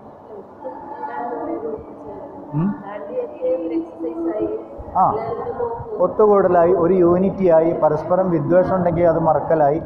ഡാൻസ് ചെയ്യുന്ന എന്താണ്? ആനന്ദത്തിൻ്റെ പ്രകടമാക്കലാണ് നൃത്തം. ആനന്ദം പ്രകടമാക്കലാണ്. അതില്ല. അതിന് പകരം ഡാൻസിൻ്റെ തന്നെ കോമ്പറ്റീഷനായി, മതമാത്സര്യങ്ങളായി. ആനന്ദപ്പോഴാണ് ഉണ്ടാവുക, മതമാത്സര്യങ്ങളില്ലാത്തപ്പോഴേ ആനന്ദം ഉണ്ടാവുള്ളൂ. നമ്മളൊന്നും അറിയില്ല, എന്തൊക്കെയോ കാണിച്ചു കൂട്ടും. ഇനിയെങ്കിലും ഓർമ്മിക്കണം. ഇതൊക്കെ ചെയ്യുമ്പോഴും ഇതൊന്നും ചെയ്യണ്ട. മൂപ്പര് ഗീതാ ക്ലാസ്സിൽ ഇതൊന്നും ചെയ്യണ്ട പറഞ്ഞു. ഞാൻ ചെയ്യണ്ട പറഞ്ഞിട്ടില്ല. ചെയ്യുമ്പോൾ ഇന്നത് ഓർമ്മിക്കണമെന്നേ പറഞ്ഞിട്ടുള്ളൂ. അപ്പോഴേ കാര്യങ്ങൾ നടക്കുള്ളൂ. ഓക്കെ, ഇതൊക്കെ പറയണം. നിത്യകർമ്മം, നിയതകർമ്മം, ഇതൊക്കെ ഈ നൈമിത്തിക കർമ്മങ്ങളിൽ പെടും. ധർമ്മം അധർമ്മം ആലോചിച്ചിട്ട് വേണം നമ്മൾ ഓരോന്ന് ചെയ്യാനും. അതാണ് ഭഗവാൻ പറഞ്ഞിരിക്കുന്നത്. ഇനി എങ്ങനെ വേണം പറയണം? യജ്ഞാർത്ഥാത് കർമ്മണോന്യത്ര ലോകോയം കർമ്മബന്ധനഃ തദർത്ഥം കർമ്മ കൗന്ദേയ മുക്തസംഗഃ സമാചര. അർജുന, ഈ ലോകം യജ്ഞത്തെ സംബന്ധിച്ച കർമ്മമൊഴിച്ചുള്ള മറ്റു കർമ്മങ്ങളാൽ ബന്ധിക്കപ്പെട്ടതാണ്. നീ ആസക്തിയില്ലാത്തവനായി യജ്ഞത്തിനു വേണ്ടി കർമ്മം അനുഷ്ഠിക്കുക. യജ്ഞാർത്ഥം എന്ന് പറഞ്ഞതാണ്. യജ്ഞാർത്ഥമായിട്ട് കർമ്മം ചെയ്യുക. യജ്ഞാർത്ഥം അല്ലെങ്കിൽ എന്താവും? കർമ്മബന്ധത്തിൽ കൊടുക്കും. വീണ്ടും ഈ സംസാര ജീവിതത്തിൽ തുടർന്നുകൊണ്ടിരിക്കും. സംസാര ജീവിതം എന്ന് പറഞ്ഞാൽ സുഖം, ദുഃഖം, ലാഭം, നഷ്ടം, ആശ, നിരാശ, ജയം, പരാജയം, ഇതെല്ലാം കൂടി ചേർന്ന മിക്സിനാണ് നമ്മളിപ്പോൾ അനുഭവിക്കുന്ന ജീവിതം. ഇതാണ് സംസാര ജീവിതം. സംസാര അർണവം, എന്താ പറയുക, ഇതിനെ സമുദ്രമായിട്ട്, സംസാര സമുദ്രം ഇങ്ങനെയൊക്കെ പറയാം. അപ്പം ഭഗവാൻ എന്താണ് നമുക്ക് മുമ്പ് കണ്ടു, ധ്യാനശ്ലോകം ചെല്ലുമ്പോൾ ഈ സംസാര സമുദ്രത്തിനെ അപ്പുറം കടത്തുന്ന തോണിയാണ് ഭഗവാൻ. തോണിക്കാരൻ ഇതിലിരുത്തി, അറിവാകുന്ന തോണിയിലിരുത്തി ഭഗവാൻ തുഴഞ്ഞ് അക്കരെ എത്തിച്ചത്. ഇതാണ് ആത്മജ്ഞാനം എന്ന് പറയുന്നത്. അപ്പോൾ ഈ സംസാര ജീവിതത്തിൽ നിന്ന് പുറത്തു പോവുക എന്നുള്ളതാണ് നമ്മുടെ ലക്ഷ്യം. നമ്മൾ വന്നു പെട്ടു. ഇതിന്ന് പുറത്തു പോകണം. എന്ത് ചെയ്യണം? ഈ ജീവിതത്തിൽ നമ്മൾ ചെയ്യുന്ന സകല കർമ്മങ്ങളും യജ്ഞമാക്കി മാറ്റണം. അതാണ് യജ്ഞാർത്ഥം. യജ്ഞത്തിന് വേണ്ടി ചെയ്യൂ എന്ന് പറഞ്ഞു. യജ്ഞമാക്കുക എന്ന് പറഞ്ഞാൽ ചെയ്യുന്ന കർമ്മങ്ങളൊക്കെ അഹങ്കാരമില്ലാതെ നിസ്വാർത്ഥമായി അവനവനും പൊതു നന്മയ്ക്കും വേണ്ടി ഈശ്വരാർപ്പണമായിട്ട് ചെയ്യാം. 4 കാര്യങ്ങൾ ചേരണം ഒരു കർമ്മത്തിൽ. എന്തൊക്കെ വേണം? അഹങ്കാരം ഉണ്ടാവരുത്, കർത്തൃത്വ ഭോക്തൃത്വങ്ങൾ ഉണ്ടാവരുത്. ഞാൻ ചെയ്തു, ഞാൻ അനുഭവിച്ചു, ഇതില്ല. കർത്തൃത്വം. അപ്പം രണ്ടാമത് എന്ത് വേണം? നിസ്വാർത്ഥമാവണം. സ്വാർത്ഥത പാടില്ല ഒരു കർമ്മത്തിനും. നിസ്വാർത്ഥമാവണം. സെൽഫിഷ് ആവാൻ പാടില്ല. ഈ ലോകത്തിൽ സെൽഫിഷ്നെസ് നമ്മൾ കാണുന്നു. ഈ ലോകത്തിൻ്റെ എല്ലാ പ്രശ്നങ്ങളുടെയും റൂട്ട് കോസ് നോക്കിക്കഴിഞ്ഞാൽ സ്വാർത്ഥതയെ കാണുന്നു. സ്വാർത്ഥത വിട്ടു പ്രശ്നം തീർന്നു. സെൽഫിഷ് ആവാതിരിക്കുക. ഭഗവത്ഗീത തരുന്ന ഏറ്റവും വലിയ ഒരു ഉപദേശം നിർമ്മമോ നിരഹങ്കാരം. ഞാനെന്നും എൻ്റേതും എന്ന ഭാവത്തിലല്ലാതെ കർമ്മങ്ങൾ ചെയ്യൂ. ഇതാണ്. പിന്നെന്ത് വേണം? ഇത് വെറുതെ ചെയ്താൽ പോരാ. ലോകത്തിനും അവനവനും ലോകത്തിനും നന്മകളുണ്ടാവണം കർമ്മത്തിൽ നിന്ന്. നമ്മൾ എന്ത് കർമ്മം ചെയ്യുന്നു അത് ലോകത്തിൻ്റെ നന്മയ്ക്കായിട്ട് ഭവിക്കണം. എന്നിട്ട് എന്ത് വേണം? ഈശ്വരാർപ്പണമാവണം. ഈശ്വരന് വേണ്ടിയിട്ട് പൂജാഭാവത്തിൽ വേണം കർമ്മം ചെയ്യാൻ. വർക്ക് ഈസ് വർഷിപ്പ് എന്നൊക്കെ അവിടെ ഇവിടെയൊക്കെ എഴുതി വെച്ചേക്കാണ്. കർമ്മ ഹി ധർമ്മ ഹേ എന്നൊക്കെ പറഞ്ഞ് എഴുതി വെച്ചിട്ടുണ്ടാവും. വർക്ക് ഈസ് വർഷിപ്പ് എന്ന് പറഞ്ഞാൽ ശരിയല്ല. ഒരു ചെറിയൊരു മാറ്റം വരുത്തണം. പോക്കറ്റ് അടിക്കുന്ന ഒരു കർമ്മമാണ്, വർക്കാണ്. അതൊരിക്കലും വർഷിപ്പ് ആവില്ല. അപ്പോൾ ബ്രിട്ടീഷുകാർ നമുക്ക് പറഞ്ഞു തന്നു വർക്ക് ഈസ് വർഷിപ്പ്. അത് നമ്മളെ കൊണ്ട് പണിയെടുപ്പിക്കാൻ പറഞ്ഞു. വർക്ക് ആസ് വർഷിപ്പാണ്. ആരാധന പോലെ കർമ്മങ്ങൾ ചെയ്യും. പോക്കറ്റ് അടിക്കുന്നത് ഒരിക്കലും ആരാധന പോലെ ചെയ്യാൻ പറ്റില്ല. ഒരുത്തനെ കുത്തിക്കൊല്ലുന്നു. സ്വാർത്ഥ കർമ്മങ്ങൾ ഒരിക്കലും ആരാധന പോലെ ചെയ്യാൻ പറ്റില്ല. ആരാധനകൾ എപ്പോഴും നിസ്വാർത്ഥമായിട്ടേ വരുള്ളൂ. അപ്പോൾ അവിടെ ചെറിയൊരു സ്പെല്ലിങ് ഐ എന്നുള്ളത് എ എന്നാണ് അല്ലേ? അത് മാറ്റാനുണ്ട്. ആരാധന പോലെ വേണം ജീവിതം. അതെങ്ങനെയാവും? ജീവിതത്തിൽ ഈ തത്വങ്ങൾ നമ്മൾ പകർത്തിയാൽ ജീവിതം മുഴുവൻ ആരാധനയും. നിസ്വാർത്ഥമായിട്ട് ജീവിക്കാം. ഉത്തരവാദിത്തങ്ങൾ ധാർമ്മികമായിട്ട് ചെയ്യാം. ധാർമ്മികമായിട്ടുള്ള ഉത്തരവാദിത്തങ്ങൾ ധാർമ്മികമായിട്ട് ചെയ്യാം. അത് അവനവൻ്റെയും ലോകത്തിൻ്റെയും നന്മയ്ക്കായിട്ട് ഭവിക്കുക. അത് ഈശ്വരാർപ്പണമായിട്ട് ചെയ്യാം. എങ്ങനെ കർമ്മം ഈശ്വരാർപ്പണമാവുക? കർമ്മം ഈശ്വരാർപ്പണമാവണമെങ്കിൽ കർമ്മങ്ങൾ ചെയ്യുന്നത് എന്തുകൊണ്ടൊക്കെയാണെന്ന് ആലോചിച്ചാൽ മതി. കർമ്മേന്ദ്രിയങ്ങൾ വേണം കർമ്മം ചെയ്യാൻ. ജ്ഞാനേന്ദ്രിയങ്ങൾ വേണം അറിയാൻ. കൈയും കാലൊക്കെ വേണം. കൈക്കും കാലിനൊന്നും സ്വന്തമായിട്ട് പ്രവർത്തിക്കാനേ പറ്റില്ല. അങ്ങനെയാണ് നമ്മൾ മരിച്ചു കിടക്കുമ്പോഴും പ്രവർത്തിക്കണം. മരിച്ചു കിടക്കുമ്പോൾ പ്രവർത്തിക്കുന്നില്ല. ആകെ ഒരു കാര്യം നടക്കുള്ളൂ, ജീർണിച്ചുകൊണ്ടിരിക്കുന്നുണ്ട്. അപ്പോൾ ജീവിച്ചിരിക്കുമ്പോഴേ കർമ്മങ്ങൾ ചെയ്യാൻ പറ്റുന്നുള്ളൂ. ജീവൻ എന്നറിയുന്ന ഒരു ശക്തി ശരീരത്തിലുണ്ടെങ്കിലേ കർമ്മങ്ങൾ നടക്കുള്ളൂ. അപ്പോൾ കർമ്മം ചെയ്ത് ആർക്ക് അവകാശപ്പെട്ടാണ്? ജീവൻ അവകാശപ്പെട്ടാണ്. ജീവൻ എന്ന് പറഞ്ഞാൽ എന്താണ്? പരമാത്മാവ്. പരമാത്മാവിൻ്റെ ഞാൻ എന്ന ബോധത്തിൽ കുടുങ്ങിയതാണ് ജീവൻ. അപ്പോൾ നമ്മളെ കർമ്മങ്ങൾ ഈശ്വരാർപ്പണമായി. ഈ ബോധത്തിൽ കർമ്മം ചെയ്യുമ്പോൾ ഈ കണ്ണ് കാണണമെങ്കിൽ ജീവൻ വേണം, ചെവി കേൾക്കണമെങ്കിൽ ജീവൻ വേണം. കണ്ണ് കാണണമെങ്കിൽ ജീവൻ ഉണ്ടായാലും പോരാ. ജീവനുള്ള എല്ലാവർക്കും കണ്ണ് കാണാൻ പറ്റാറില്ല. കണ്ണ് കാണണമെങ്കിൽ കണ്ണ് എന്ന അവയവം പ്രവർത്തിക്കണം. ഇതിനകത്തെ ഇന്ദ്രിയ ശക്തി അത് പ്രവർത്തിക്കണം. അത് മനസ്സുമായിട്ട് ഘടിപ്പിക്കണം. മനസ്സ് കൊണ്ടുവരുന്നതിനെ ബുദ്ധി അറിയണം. ഇത്രയൊക്കെ അറിഞ്ഞിട്ട് ഞാൻ അറിയുന്നു എന്ന ബോധം ഉണ്ടാകുമ്പോഴേ കണ്ണ് കാണുന്നത് നമ്മൾ അറിയും. ഇത്രയും പ്രോസസ്സ് നടക്കുന്നുണ്ട്. ഇതൊക്കെ നടക്കണമെങ്കിൽ ഇതിൻ്റെ ഓരോ ഭാഗവും ജഡമാണ്. ഒന്നിനെ സ്വന്തമായിട്ട് പ്രവർത്തിക്കാൻ പറ്റില്ല. ഇതിൽ ഓരോന്ന് പ്രവർത്തിക്കണമെങ്കിലും ആത്മശക്തി വേണം. അപ്പോൾ ഇതൊക്കെ ആർക്ക് അവകാശപ്പെട്ടാണ്? ദൈവത്തിന് അവകാശപ്പെട്ടു. ഇതറിയലാണ് കർമ്മം സമർപ്പിക്കൽ. ഞാനല്ലേ പാടിയത്, ഒരു പാട്ട് പാടിയതിന് ശേഷം വന്നിട്ട് ചോദിക്കാം. അറിവില്ലായ്മ കൊണ്ട് ചോദിക്കുന്നത് ആ പാട്ട്, ഈ ശബ്ദം അതുപോലെ ശ്രുതി തെറ്റാതെ അതിൻ്റെ സ്വരസ്ഥാനങ്ങൾ തെറ്റാതെ ഈ മസിലിൻ്റെ ഉള്ളിൽ നിന്ന് ഇങ്ങനെ ഇങ്ങോട്ട് പുറത്തേക്ക് വരണമെങ്കിൽ ഇവിടെ കുറേ കാര്യങ്ങളൊക്കെ ചെയ്യണം. ഇതിൽ ഒരു മസിലിൽ പോലും ആ വ്യക്തിക്ക് കൺട്രോളില്ല. അതൊക്കെ അതുപോലെ പ്രവർത്തിക്കണമെങ്കിൽ അയാൾ ഉദ്ദേശിച്ച പോലെ പാടണമെങ്കിൽ അതിനകത്തൊരു ശക്തി വേണം. ഒരു നിരീശ്വരവാദി വന്നിട്ട് ഞാൻ നിരീശ്വരവാദിയാണ് എന്ന് പറയണമെങ്കിൽ അയാളുടെ ഉള്ളിൽ ഈശ്വരീയ ശക്തി വേണം. എന്നാലേക്ക് പറയാൻ പറ്റുള്ളൂ. നാവ് പ്രവർത്തിക്കണ്ടേ, മസിൽ പ്രവർത്തിക്കണ്ടേ, ചെവി കേൾക്കണ്ടേ. ഈശ്വരശക്തി ഇല്ലാതെ അമ്മ നല്ല തമാശയായിട്ട് പറയും, ഇത് നാവില്ലാതെ എനിക്ക് നാവില്ല എന്ന് പറയുന്നത് പോലെയാണെന്ന്. എനിക്ക് നാവില്ല എന്ന് നാവില്ലാതെ പറയാൻ പറ്റില്ല. അതുപോലെയാണ് ഈശ്വരനില്ല എന്ന് പറയുന്നത്. അയാൾക്കത് പറയണമെങ്കിൽ ഈശ്വരശക്തി വേണം. ഇതറിയാത്തവർ, അറിവില്ലായ്മയാണ് നിരീശ്വരവാദം. അവർ ഈശ്വരൻ എന്ന് പറയുന്ന മതത്തിൻ്റെ കണ്ണിൽ ഈശ്വരൻ ഇല്ല. ഓക്കെ, അത് അംഗീകരിക്കാം, അങ്ങനെ പറഞ്ഞോളൂ. പക്ഷേ ഈശ്വരീയ ശക്തി ഇല്ലയെന്ന് ഒരാൾക്കും പറയാൻ പറ്റില്ല. ആ പറയുന്ന ആൾ ശ്വാസം വലിച്ചുകൊണ്ടിരിക്കുന്നുണ്ട്. ആര് വലിപ്പിച്ചു? വലിച്ച ശ്വാസം ഉള്ളിൽ പോകുന്നുണ്ടൊക്കെ ഫിൽട്ടർ ആവുന്നുണ്ട്. വേണ്ടത് മുഴുവൻ ശരീരത്തിലേക്ക് പോയി, വേണ്ടാത്തത് പുറത്തേക്ക് പോയി. ഇത് ഇയാൾ ചെയ്യുന്നതാണോ? വളരെ സ്വാഭാവികമായിട്ട് ശരീരത്തിൽ സംഭവിക്കുന്നു. അപ്പോൾ ഒരു ശക്തി ശരീരത്തിലുണ്ട്. ഇതൊക്കെ അറിഞ്ഞ് ജീവിക്കണം. അങ്ങനെ സകല കർമ്മങ്ങളും അതിനായിട്ട് സമർപ്പിച്ച് ചെയ്യുമ്പോൾ ഈ 4 കാര്യങ്ങൾ കർമ്മത്തിൽ ചേർന്ന് കഴിഞ്ഞാൽ ആ കർമ്മം യജ്ഞമായി. എന്ത് ചെയ്താലും രാവിലെ എണീറ്റിട്ട് രാത്രി വരെ ചോറുണ്ടാക്കിയാലും പാത്രം കഴുകിയാലും വീടടിച്ചു വാരിയാലൊക്കെ കർമ്മമാണ്. ഇതൊക്കെ ഇതേ ഭാവത്തിലായി കഴിഞ്ഞാൽ അതൊക്കെ ഈശ്വര പൂജയായി. നമ്മളിപ്പോൾ വീട് അടിച്ചു വരുമ്പോൾ എന്നും ഈ ചൂലെടുത്ത് അടിച്ചു വരലും മാറാറ് ഇത് തന്നെ പണി. നമ്മൾ ആ വീട് ശ്രീകൃഷ്ണൻ്റെ കൊട്ടാരമെന്നുണ്ട് വിചാരിക്കും മനസ്സിൽ. നമ്മൾ 24 മണിക്കൂർ അടിച്ചു വരും ഇല്ലേ? ഇതെവിടെയാണ് വന്നേ? വീട് ഭഗവാന്റെ കൊട്ടാരമല്ലെന്ന് എങ്ങനെയാ പറയാം? ഭഗവാൻ സർവ്വവ്യാപിയല്ലേ? അപ്പോൾ വീടിനകത്തും ഇല്ലേ? ഇത് ആലോചിച്ച് കഴിഞ്ഞാൽ നമ്മൾ ഡെയിലി അടിച്ചു വരും അല്ലേ? എന്നും ദീപാവലി ആവാൻ കാത്തിക്കൊന്നുമില്ല. ഗണപതി വരുമ്പോൾ അടിച്ചു വരാം, ദീപാവലി വരുമ്പോൾ അടിച്ചു വരാം, അങ്ങനെയില്ല. അവനവൻ്റെ ഉള്ളിലും ഇല്ല ദൈവം. അപ്പോൾ നമ്മൾ എന്ത് ചെയ്യും? ഇതിനും വൃത്തിയാക്കി വെക്കും, വീട് വൃത്തിയാക്കി വെക്കും. ഭക്ഷണം ഉണ്ടാക്കുമ്പോൾ ശുദ്ധിയോടുകൂടി ഉണ്ടാക്കും, ശുദ്ധമായത് ഉണ്ടാക്കും, ശുദ്ധമായത് കഴിക്കും. അഹം വൈശ്വാനരോ ഭൂത്തോ പ്രാണിനാം ദേഹമാശ്രിത ഭഗവാൻ പറഞ്ഞു, നിങ്ങളുടെ അകത്ത് വിശപ്പായിരിക്കുന്നത് ഞാനാകുന്നു. 15-ാം അധ്യായത്തിൽ പറയാം, നന്നായി വിശക്കുമ്പോൾ ഭഗവാൻ എന്തെങ്കിലും തരൂ കേട്ടോ പറയണം ഇവിടെ ഇരുന്നിട്ട്. അപ്പോൾ നമ്മൾ കൊടുക്കണം. ആ വിചാരിക്കണം, നമ്മൾ ഭക്ഷണം കഴിക്കുമ്പോൾ ഭഗവാനുള്ള നിവേദ്യമായിട്ട് കഴിക്കണം. അപ്പോഴാണ് നമ്മൾ കഴിക്കുന്ന ഭക്ഷണം വേണ്ട വിധത്തിലാവുള്ളൂ. ബാക്കി ഞാൻ മുന്നോട്ട് പറയുന്നില്ല. ഉള്ളിലിരുന്ന് ഭഗവാനാണ് ഇത് കഴിക്കണേന്ന് അറിഞ്ഞു കഴിഞ്ഞാൽ ഭക്ഷണം ഒക്കെ വേണ്ടതുപോലെ ആയിക്കോളും.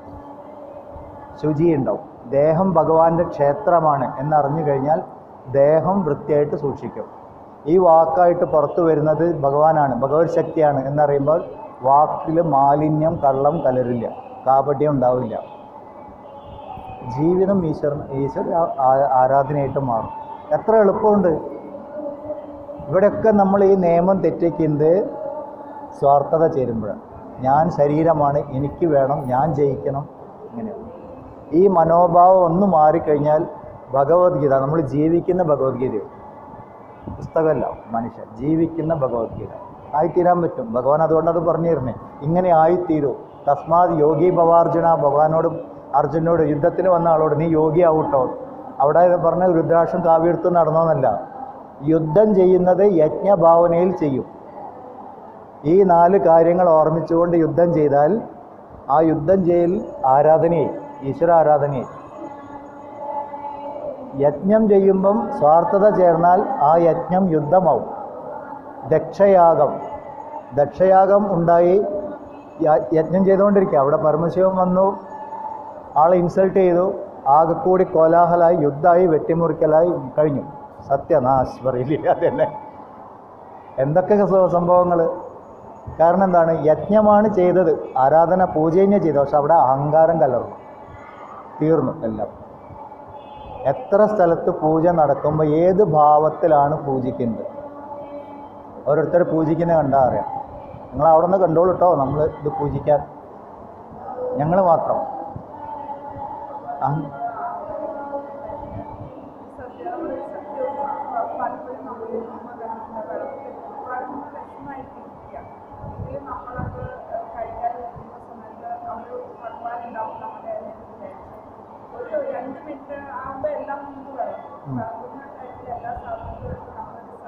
വെക്കും, അതെ. ആ വിളമ്പണേന് മുന്നേ തിന്നാൻ തുടങ്ങും അല്ലേ? ഉപ്പേരി വിളമ്പി ഉപ്പേരി തിന്നാൻ തുടങ്ങും, പപ്പടം തിന്നാൻ. അങ്ങനെയല്ല. ശരിക്ക് നമ്മൾ ഹിന്ദു ശാസ്ത്രം അനുസരിച്ചിട്ട് ഭക്ഷണം കഴിക്കേണ്ട ഒരു സിസ്റ്റം ഉണ്ട്. ആശ്രമങ്ങളിലൊക്കെ ചെയ്യും, സ്ഥിരമായിട്ട് ആശ്രമങ്ങളിൽ പോകുന്നവർക്കറിയാം ഇത്. ഞങ്ങളൊക്കെ ചെയ്യുന്നത്. അപ്പോൾ വീട്ടിൽ ഭക്ഷണം കഴിക്കുമ്പോഴും അങ്ങനെ തന്നെയാണ്. ഭക്ഷണമൊക്കെ വിളമ്പി വെച്ച് എല്ലാവരും ഒരുമിച്ചിരിക്കും. ഇതിപ്പം ക്രിസ്ത്യൻ സിസ്റ്റത്തിൽ അവർ ഒരുമിച്ചിരുന്ന് പ്രാർത്ഥിച്ചിട്ടാണ് കഴിക്കുക. അത് നമ്മളതിലും അങ്ങനെ തന്നെയാണ്. ഹിന്ദുക്കൾ അങ്ങനെയാണ്. ഭക്ഷണം വിളമ്പി എല്ലാവരും ഒരുമിച്ചിരുന്ന് എന്നിട്ട് പുരുഷോത്തമ യോഗം ചൊല്ലും. 15-ാം അധ്യായം ചൊല്ലും, എല്ലാവരോടും ഒരുമിച്ചിരുന്നു. എന്നിട്ട് ഭോജന മന്ത്രം ചൊല്ലും. ഭഗവത്ഗീതയിലുള്ളതാണ്. ബ്രഹ്മാർപ്പണം ചെയ്യാൻ പറയും. ഇത് ചൊല്ലിയതിൻ്റെ ശേഷം അത് ഭഗവാന് നിവേദിച്ചിട്ട് ആ കഴിക്കുന്ന ഭക്ഷണം പ്രസാദമാണെന്നുള്ള ഭാവന ചെയ്തിട്ടാണ് ഭക്ഷണം കഴിക്കുക. അപ്പോഴേ ഒരുമിച്ച് ഭക്ഷണം, അങ്ങനെ ഒരു സിസ്റ്റമൊക്കെ ഉണ്ട്. പക്ഷേ ഇതങ്ങനെ ഇല്ല. ഇപ്പോൾ അതൊക്കെ പോയി. ഇത്തിരി മാറ്റി വെക്കാം, ഇത്തിരി എല്ലായിടത്തും മാറ്റി വെച്ച് അത് ഭഗവാനാണ് സമർപ്പിക്കുക. അങ്ങനെ കഴിക്കുന്ന ഒത്തിരി ആൾക്കാരുണ്ട്. ചിലവർ ബ്രഹ്മാർപ്പണം ചെയ്യും, വെള്ളം എടുത്തിട്ട് ബ്രഹ്മാർപ്പണം ബ്രഹ്മഹവി ഒക്കെ ചെയ്തിട്ട് അത് തീർത്ഥമാക്കി കുടിച്ച് ഭക്ഷണം കഴിക്കും.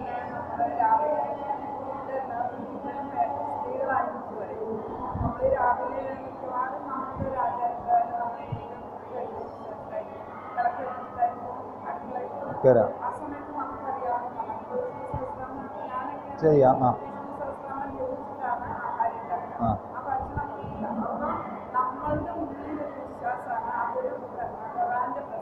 അതെ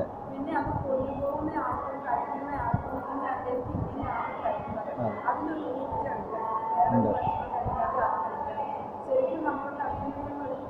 ഉണ്ട്.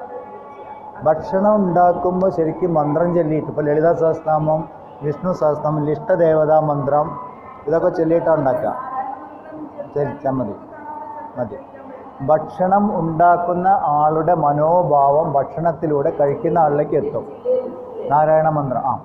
ഇതിൻ്റെ ഒരു ഉദാഹരണമുണ്ട്. ഇപ്പം നമ്മൾ ആശ്രമങ്ങളിൽ നിന്ന് സ്ഥിരമായിട്ട് ഭക്ഷണം കഴിക്കുന്നവർ, ശരി, വിധിപ്രകാരം ഭക്ഷണം ഉണ്ടാക്കുന്നിടത്ത്, ഹോട്ടലിൽ നിന്ന് സ്ഥിരമായിട്ട് ഭക്ഷണം കഴിക്കുന്നവർ, ഇത് തമ്മിൽ മനസ്സ് വ്യത്യാസമുണ്ട്. ചില സ്ഥലത്തൊക്കെ പോയിട്ട് നമ്മൾ ഭക്ഷണം കഴിച്ചു വന്നാൽ തന്നെ നമ്മൾ ഡിസ്റ്റർബ്ഡ് ആയിരിക്കും. നമുക്ക് ഭക്ഷണമൊക്കെ രുചികരമായിരിക്കും, പക്ഷേ ഡിസ്റ്റർബ്ഡ് ആയിരിക്കും. ഇപ്പോൾ ഇപ്പോൾ ചിലർ പറയില്ലേ കുട്ടികളുടെ സ്വഭാവം ശരിയല്ല, കുട്ടികൾ അങ്ങനെയായി, കുട്ടികൾ ഇങ്ങനെയായി. നമ്മളിത് ആലോചിക്കണം, കുട്ടികൾക്ക് എങ്ങനെയൊക്കെ നമ്മൾ വേണ്ട വിധത്തിലാണോ വേണ്ടാത്ത വിധത്തിലാണോ അവരെ ചിന്തകളെ സ്വാധീനിക്കുന്നത്, അവർ കേൾക്കുക എന്തൊക്കെ പറയുന്നുണ്ട്, അവരെക്കുറിച്ച് നമ്മളുടെ ഉള്ളിലുള്ള സങ്കല്പങ്ങൾ എന്തൊക്കെയാണ്, അവർ കഴിക്കുന്ന ഭക്ഷണം ഞാൻ എങ്ങനെയാണ് കൊടുക്കുന്നത്. ഭഗവാന് നേദിക്കുന്നത് പോലെ വേണം കുട്ടികൾക്ക് ഭക്ഷണം കൊടുക്കാനാണ്. ഉണ്ണിക്കണ്ണനെ മടിയിലിരുത്തിയിട്ട് ചോറ് കൊടുക്കുന്ന പോലെ വേണം കുട്ടികൾക്കൊക്കെ കൊടുക്കുമ്പോൾ. അതൊക്കെ പിറന്നാളുടെ ദിവസം പണ്ട് ചെയ്യായിരുന്നു. നിലവിളക്കൊക്കെ കൊളുത്തി വെച്ച് ഇരുത്തി. ഇപ്പോൾ ഇല്ല, ഇപ്പോൾ പിന്നെ കേക്ക് മുറിക്കലും മെഴുകുതിരി കത്തിക്കലൊക്കെ ആയി. പണ്ടങ്ങനെയല്ല. നിൻ്റെയൊക്കെ കുട്ടിക്കാലത്ത് എനിക്ക് ഓർമ്മയുണ്ട്, നിലവിളക്കിൻ്റെ മുന്നിൽ ഇരുത്തി പ്രാർത്ഥിച്ച് അന്നൊരു പപ്പടം എക്സ്ട്രാ തരും പിറന്നാളുകാരന്. അങ്ങനെയൊക്കെ ഒരു കാലം ഉണ്ടായിരുന്നു. അപ്പോൾ അതൊന്നും കുട്ടികൾക്കുള്ള സിഗ്നലാണ്, നീ ആരാണ് എന്ന് ഓർമ്മിക്കൂ. ഇങ്ങനെയൊക്കെ വേണം ശരിക്കും.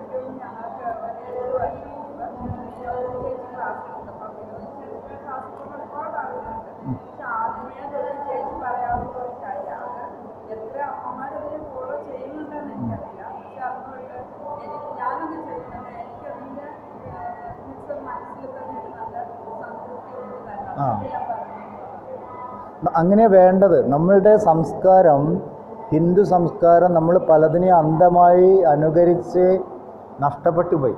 പിന്നെ മതേതരത്വം പറഞ്ഞിട്ട് നമ്മൾ മതേതരത്തിനെ കാണിക്കാൻ വേണ്ടിയിട്ട് നമ്മൾ പലതും വേറെ പലതും ഞാൻ നല്ലവനാണ്, ഞാൻ മതേതരനാണ് ഹിന്ദു ആണോ മതേതരനാണ്. അവൻ പ്രത്യേകിച്ച് മതേതരനാവേണ്ട ആവശ്യമില്ല. അവൻ സകലത്തിലും ഈശ്വരനെ കാണുന്നവനാണ്. അവനെ ആരെന്ത് പഠിപ്പിക്കാനാണ്? അതിൻ്റെ ആവശ്യമില്ല.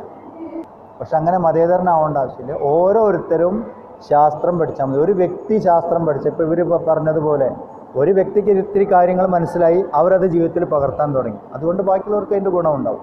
അങ്ങനെ ഓരോരുത്തരും മാറുമ്പം സമൂഹം മാറി ചിന്തിക്കാൻ തുടങ്ങും. അങ്ങനെ മാറുള്ളൂ. പതുക്കെ